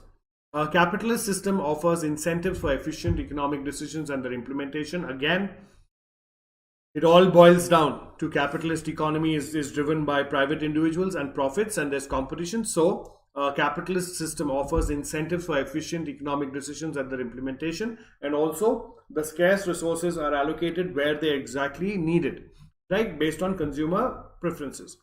Number 8, consumers are benefited as competition forces producers to bring in large variety of good quality products at reasonable prices. This, along with the freedom of choice, ensures maximum satisfaction to consumers. This also results in higher standard of living. So like we've been talking about, the more the competition, the better it is for the consumers, as they get better quality products and services at competitive prices. So that's what this point talks about. And this, along with freedom of choice, ensures maximum satisfaction to consumers. This also results in higher standard of living. Okay. Then point number 9. Capitalism offers incentives for innovation and technological progress. The country as a whole benefits through growth of business talents, development of research. Now, how is this point 9 valid? Please tell me. Now, like we discussed in the previous slides, that the people are always looking to lower the cost of production, because the selling price cannot be increased because there's competition. but the cost can be reduced. And so people and companies are constantly looking for more innovations and technological progresses so that they can reduce their cost of production. And when they reduce their cost of production, that reduces their cost. The price remaining the same, the profits are increased. So when you go for innovation and technological progress, the country as a whole benefits through growth of business talents, development of research, etc. Okay, that is point number 9. Then we go to point number 10. Capitalism preserves fundamental rights such as right to freedom and right to private property. Therefore, the participants enjoy maximum autonomy and freedom. Again, this comes down to the fact that these are private individuals who own these capital in the intensive industries or these industries. And because they are private, there is no bureaucracy or there is no various stages. There is a maximum amount of autonomy and freedom that these people have in running their businesses, and quick decisions are also facilitated through this autonomy and freedom of operations. Okay, so then that is how capitalism preserves the fundamental rights as to right to freedom and right to private property, because these are private individuals who are running these industries. All right, any questions so far? Okay. Capitalism rewards men of initiative and enterprise and punishes the imprudent and inefficient. So basically, in a capitalist society or economy, the government is not doing anything. So it's the private individuals who have to take up the responsibility and the initiative of doing things, and they get rewarded for taking the initiative. And a person who does not take the initiative and is lazy or inefficient is punished. Okay, so that is how the capitalist economy works. Then point number 12. Capitalism usually functions in a democratic framework. Democratic framework means you have a choice. The person producing has a choice, and the consumers as customers have a choice to select or buy whatever they want. So that is a democratic framework. Then the capitalist setup encourages enterprise and risk taking and emergence of an entrepreneurial class willing to take risk. Again, it boils down to the fact that in a capitalist environment, there are people who are willing to take the entrepreneurial risks or to become entrepreneurs, and in turn they are being rewarded by doing so. That is why it is an initiative or encouragement for them in a capitalist environment. All right, please take about 2 or 3 minutes, go through this. Any questions, please ask me. Any questions, please ask.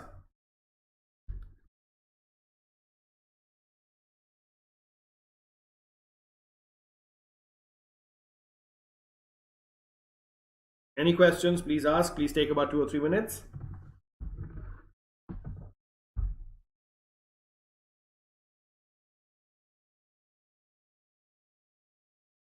Any questions, please ask.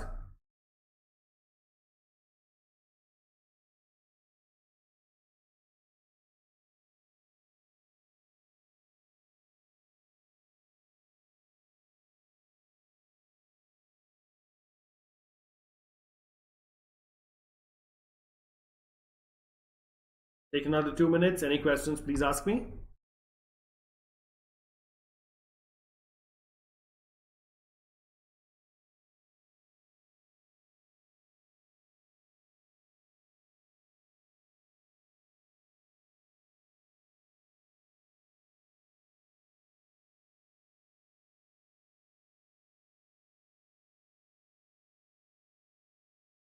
Take another 2 minutes. Any questions, please ask.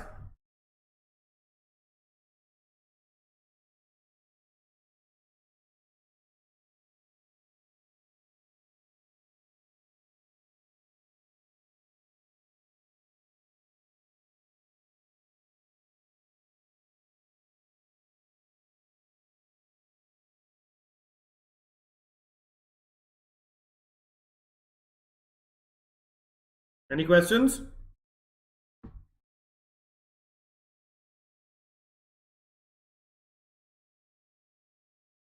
Yes, Vaibhavi, which question, which point?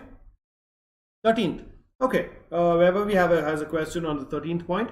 The capitalist setup encourages enterprise and risk-taking and emergence of an entrepreneurial class. Okay, now please remember, a capitalist economy, like we discussed all along, the government has zero interference. Okay, so these are private people who start up industries, manufacturing and other industries and everything, and they produce goods. according to the consumer needs. Okay, so because the government does not do anything, or the government does not take the responsibility for these, the private individuals get a chance, or they are encouraged to become entrepreneurs and willing to take risks. Okay, so they are encouraged to take risks and become entrepreneurs and cater to the needs of the consumers in a capitalist economy, right? Obviously, if the government did everything and provided everything, there would be no risk taking and people would be happy with whatever they got. But because here the government is not involved, or not does not interfere too much, it is all the private people who own the property and run the enterprises and also earn the private profits, then you are encouraging an entrepreneurial class willing to take risks. Okay, Vaibhavi, have you understood?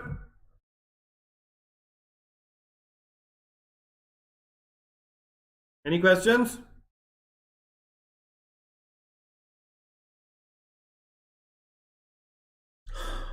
Any questions, please ask.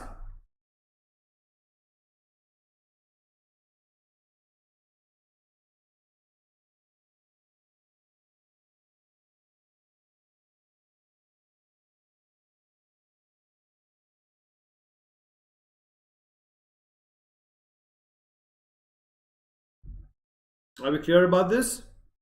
Please go through the remaining. Any questions you have, please ask me. Anyone?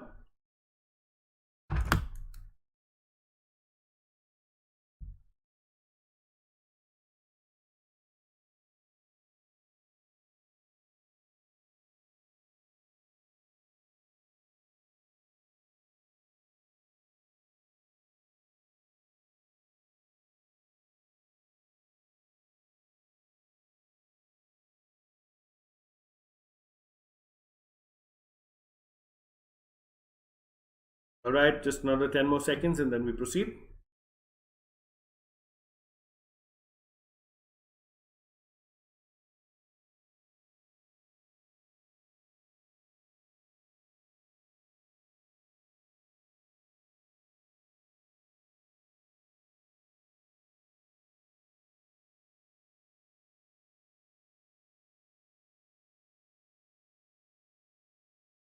All right.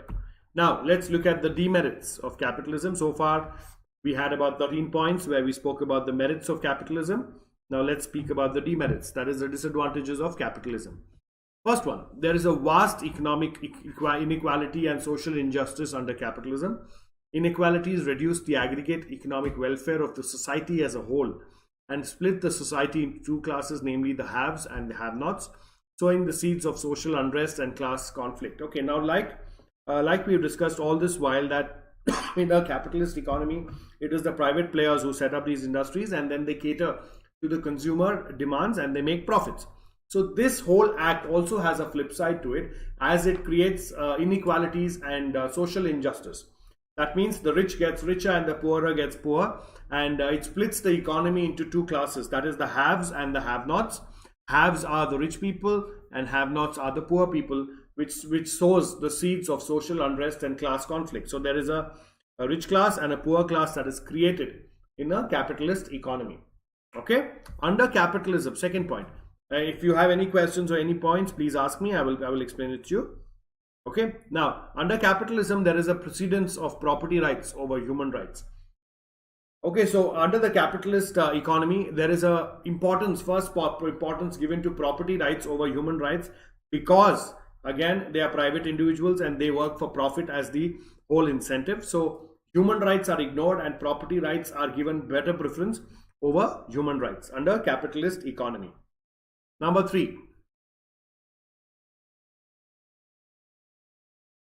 economic inequalities lead to wide differences in economic opportunities and perpetuate unfairness in the society.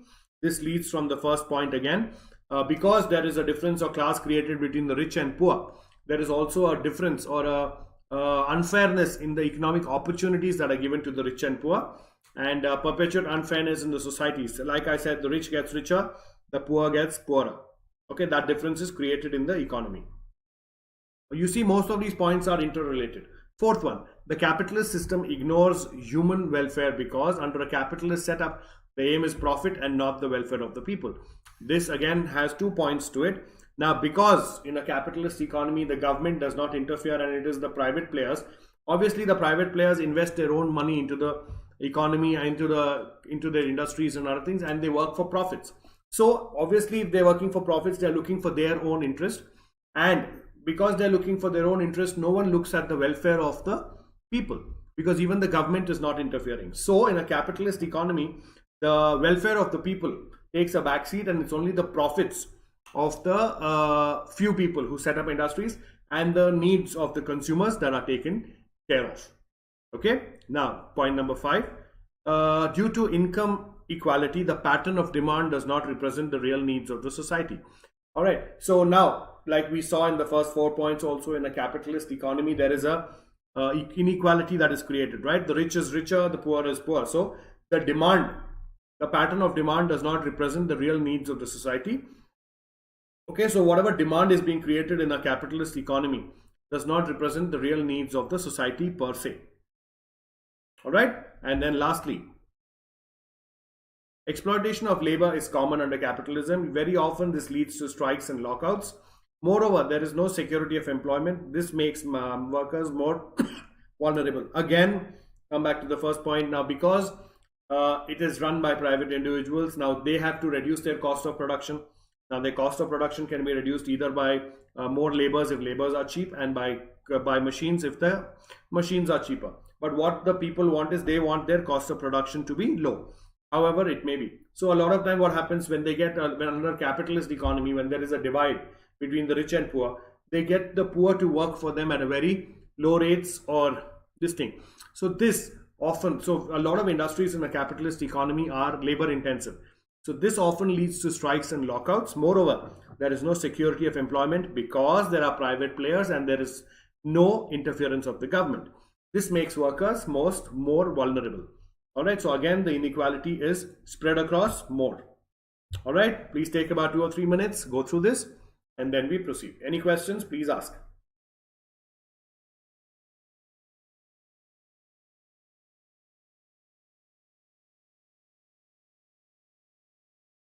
Any questions, please ask. Take about 2 or 3 minutes. Vaibhavi, I take special classes on the Unacademy Learning app at 5 to 6 p.m. every day, and 8:15 I take class on YouTube. Every day, 8:15 p.m. Okay, Vaibhavi? Yes, please take about 2 or 3 minutes. Go through this. Any questions, please ask. Carefully go through this.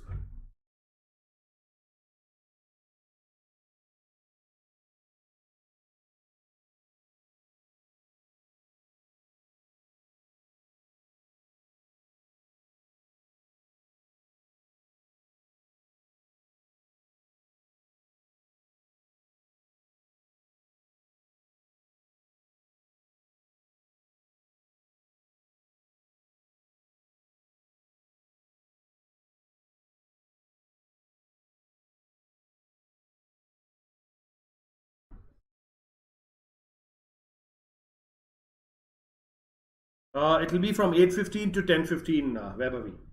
Economics, business economics class, 2 hours every day.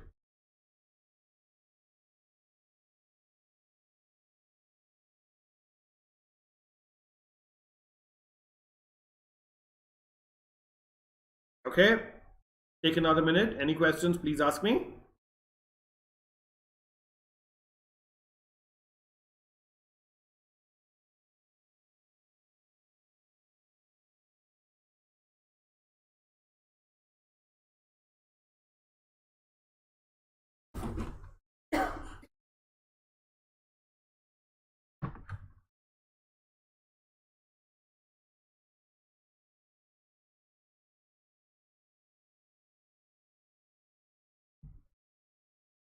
Any questions, please ask.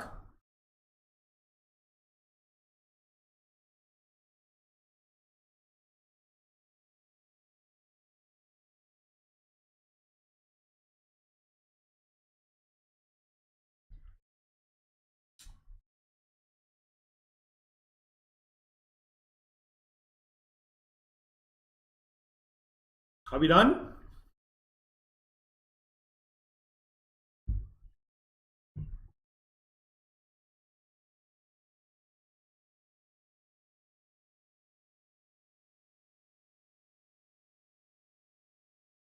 Okay, any questions? Are we done? Shall we proceed?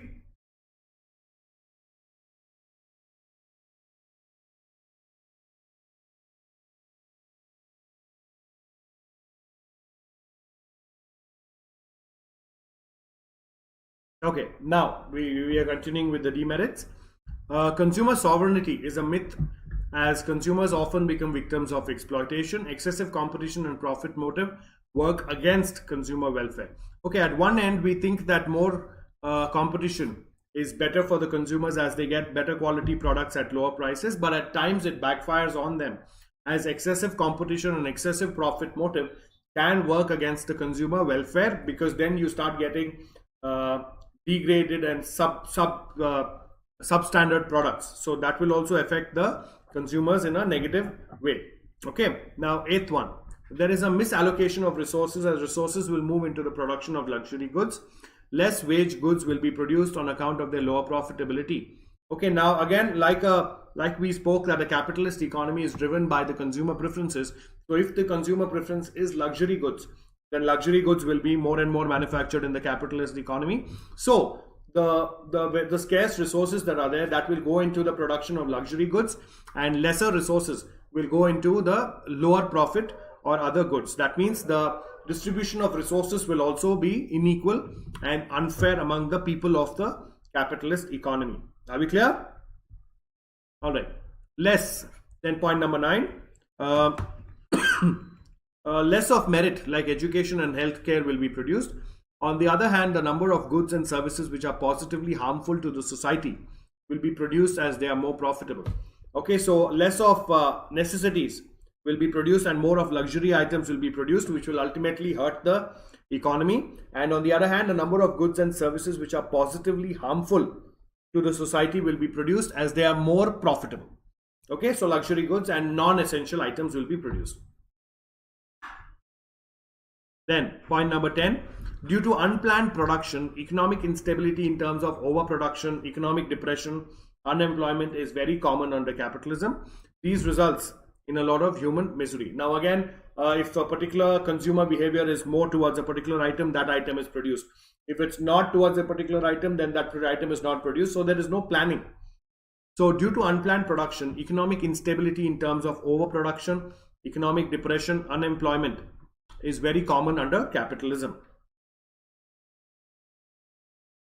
All right, then point number 11. There is enormous waste of productive resources as firms spend huge amounts of money on advertisement and sales promotion activities in a capital this thing. So there's no explanation required there. Capitalism leads to the formation of monopolies as large firms may be able to drive out the small ones by fair or foul means. So because there is high competition, the big and the rich firms may be able to finish or move out the small firms due to fair or foul means as well. All right, please take about 2 or 3 minutes, go through this. Any questions, please ask me. Any questions, please ask.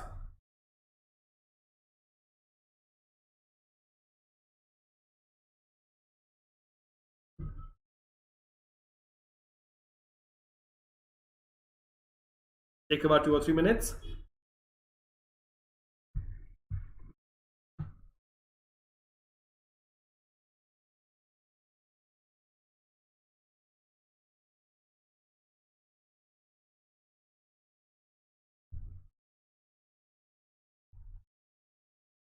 Any questions, please ask.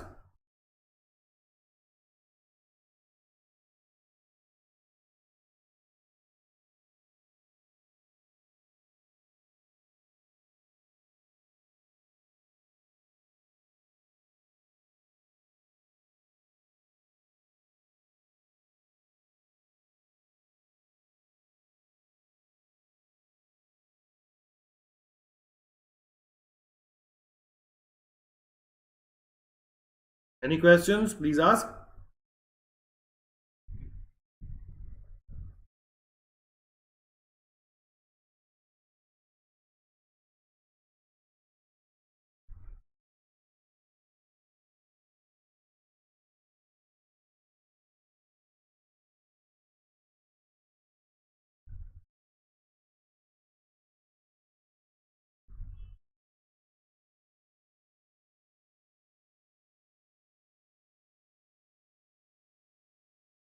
Let me know once you're done. Any questions, please ask me. Take about 2 or 3 minutes more.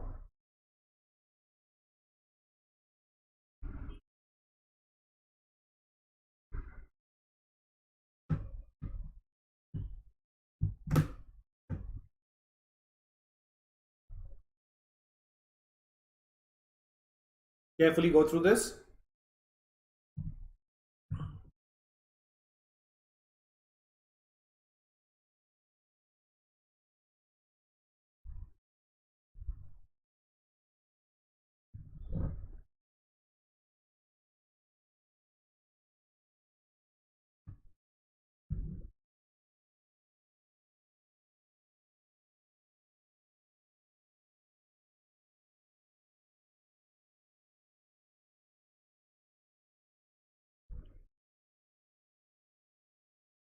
Any questions, please ask me.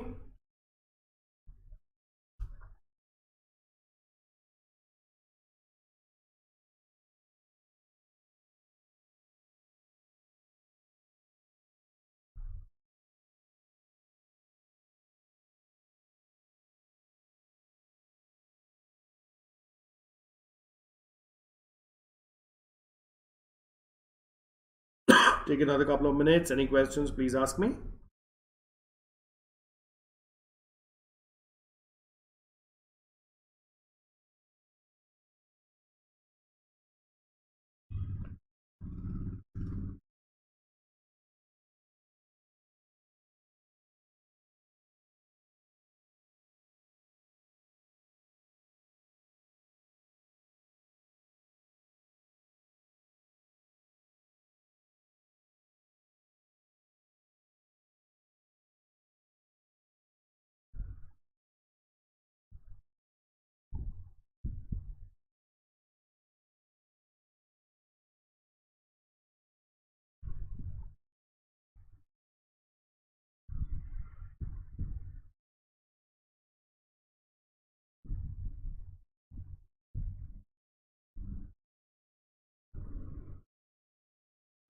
Any questions?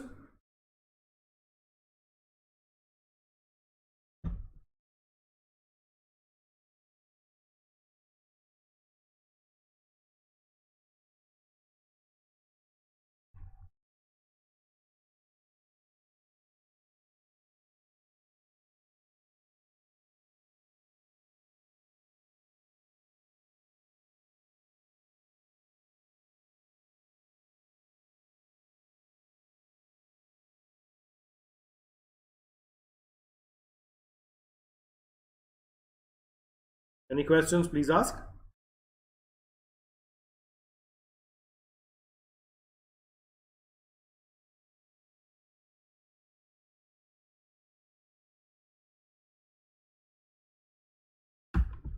Okay, now let's look at the socialist economy. Now we've seen a capitalist economy. Now let's look at a socialist economy. All right. Yeah, this is interesting. Okay. The concept of socialist economy was propounded by Karl Marx and Friedrich Engels in their work, The Communist Manifesto, published in 1848. In this economy, the material means of production, that is, factories, capital, mines, etc., are owned by the whole community, represented by the state, which is quite contrasting to a capitalist economy in which the factories, capital, mines were owned by private individuals. All members are entitled to get benefit from the fruits of such socialized planned production on the basis of equal rights. A socialist economy is also known as command economy or a centrally planned economy. Here the resources are allocated according to the commands of the central planning authority, and therefore market forces have no role in the allocation of resources. There is a centralized agency that distributes the resources and takes care of the resources, which is quite contrary to the capitalist economy, in which there was no centralized agency and everything used to happen with the demand and supply and consumer preferences. But in the socialist economy, there is a centralized agency, so the market forces have no role whatsoever. Okay, the resources are allocated according to the commands of the central planning authority, and therefore market forces have no role in the allocation of resources. Under a socialist economy, production and distribution of goods are aimed at maximizing the welfare of the community as whole, because the owners of the factories, capital, mines, etc. are owned by whole community represented by the state. So then the whole objective is for the welfare of everyone. All right, please take about 2 or 3 minutes, go through this, and then we proceed. Any questions? Please ask. This is quite contrasting to the capitalist economy. Any questions? Please ask.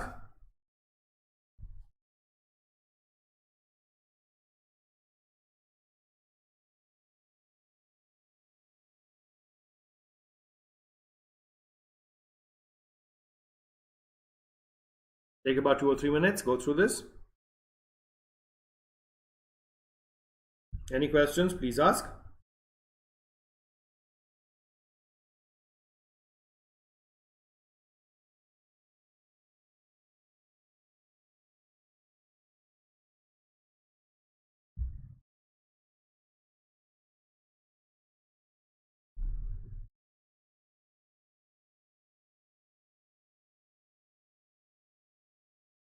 Any questions? Please ask. Please take about 2 more minutes.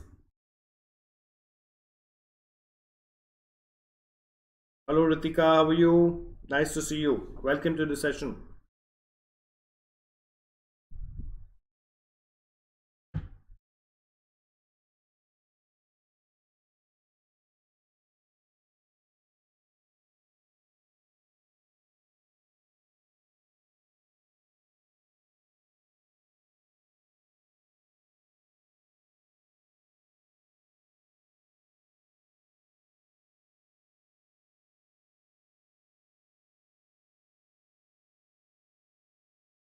Any questions? Please ask.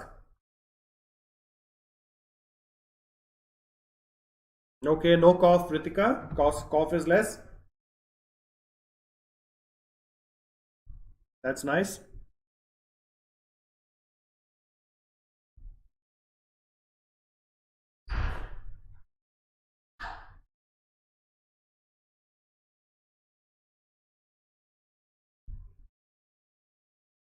Any questions? Please ask. Take about a minute more.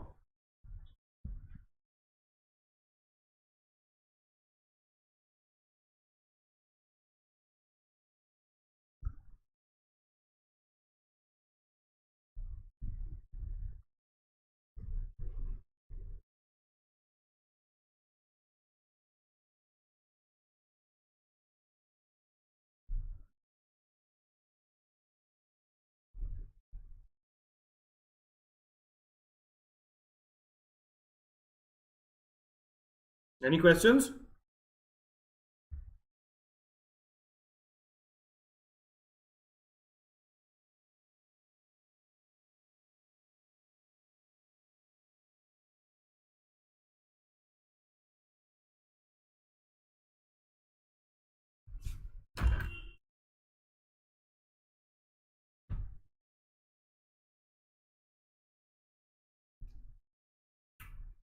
Okay. Now, some important characteristics of this economy are, now we are looking at a socialist economy. All right. So, some important characteristics are collective ownership. There is collective ownership of all means of production except small farms, workshops, and trading firms, which may remain in private hands. As a result of social ownership, profit motive and self-interest are not the driving forces of economic activity, as it is in the case of market economy, which is the capitalist economy. The resources are used to achieve certain social economic objectives. So here, quite contrasting to the capitalist economy where the ownership was in private hands, here there is collective ownership. There is collective ownership of the society as whole, and so that is why, except small firms which are done on private basis. So obviously then the profit is not the motive, but welfare of the society is the motive. Okay, the resources are used to achieve certain socio-economic objectives and not merely to please the consumers and to make profits. Okay, that's a major difference from a capitalist economy. Economic planning. There is a central planning authority to set and accomplish socio-economic goals. That is why it is called a centrally planned economy. The major economic decisions as to what to produce, when to produce, how to produce are taken by the central planning authority. Now, this was missing in the capitalist economy. There was no centralized agency. There was the what to produce, how to produce, and what to produce was purely based on the consumer and producer preferences, demand and supply. But here there is a centralized planning authority to set and accomplish socio-economic goals That is why it is called a centrally planned economy. The major economic decisions, such as what to produce, when to produce, and how to produce, are taken by the central authority. All right. Then we have absence of consumer choice. Freedom from hunger is guaranteed, but consumer sovereignty gets restricted by selective production of goods. The range of choice is limited by planned production. However, within that range, an individual is free to choose. So, again, contrasting to the capitalist economy, the choice of the consumer is limited, because here the aim is not to please the consumers but to provide to everyone. So, there is a guarantee that no one will die hungry, but at the same time, the consumer's choice also comes down to a large extent, and because of limited by planned production. However, within that range, an individual is free to choose whatever he likes. Okay, please take about 2 or 3 minutes, go through this, and then we proceed. Any questions, please ask.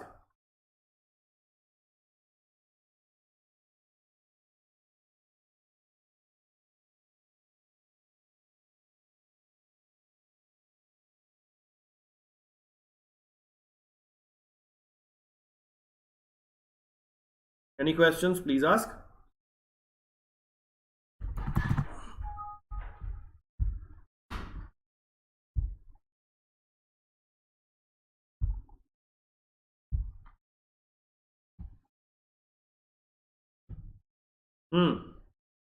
Please take 2 more minutes. Any questions, please ask.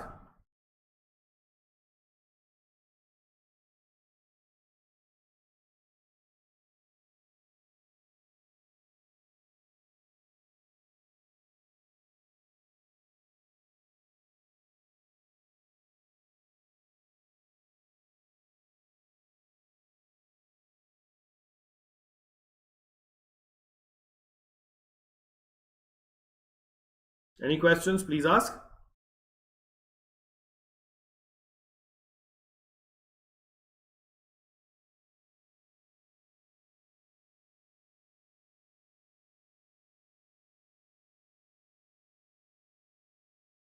Are we done?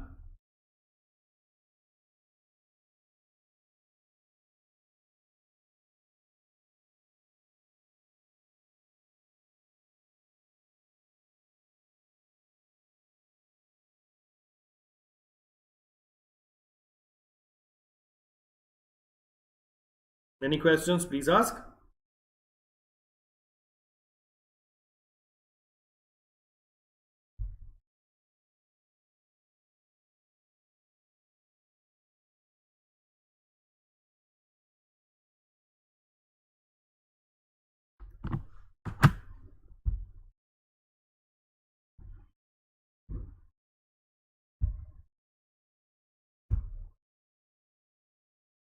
Are we done?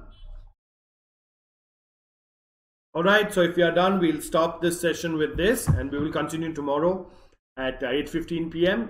Thank you so much for being a wonderful audience, and I will see you tomorrow at 8:15, continuation of this chapter. All right, thank you so much.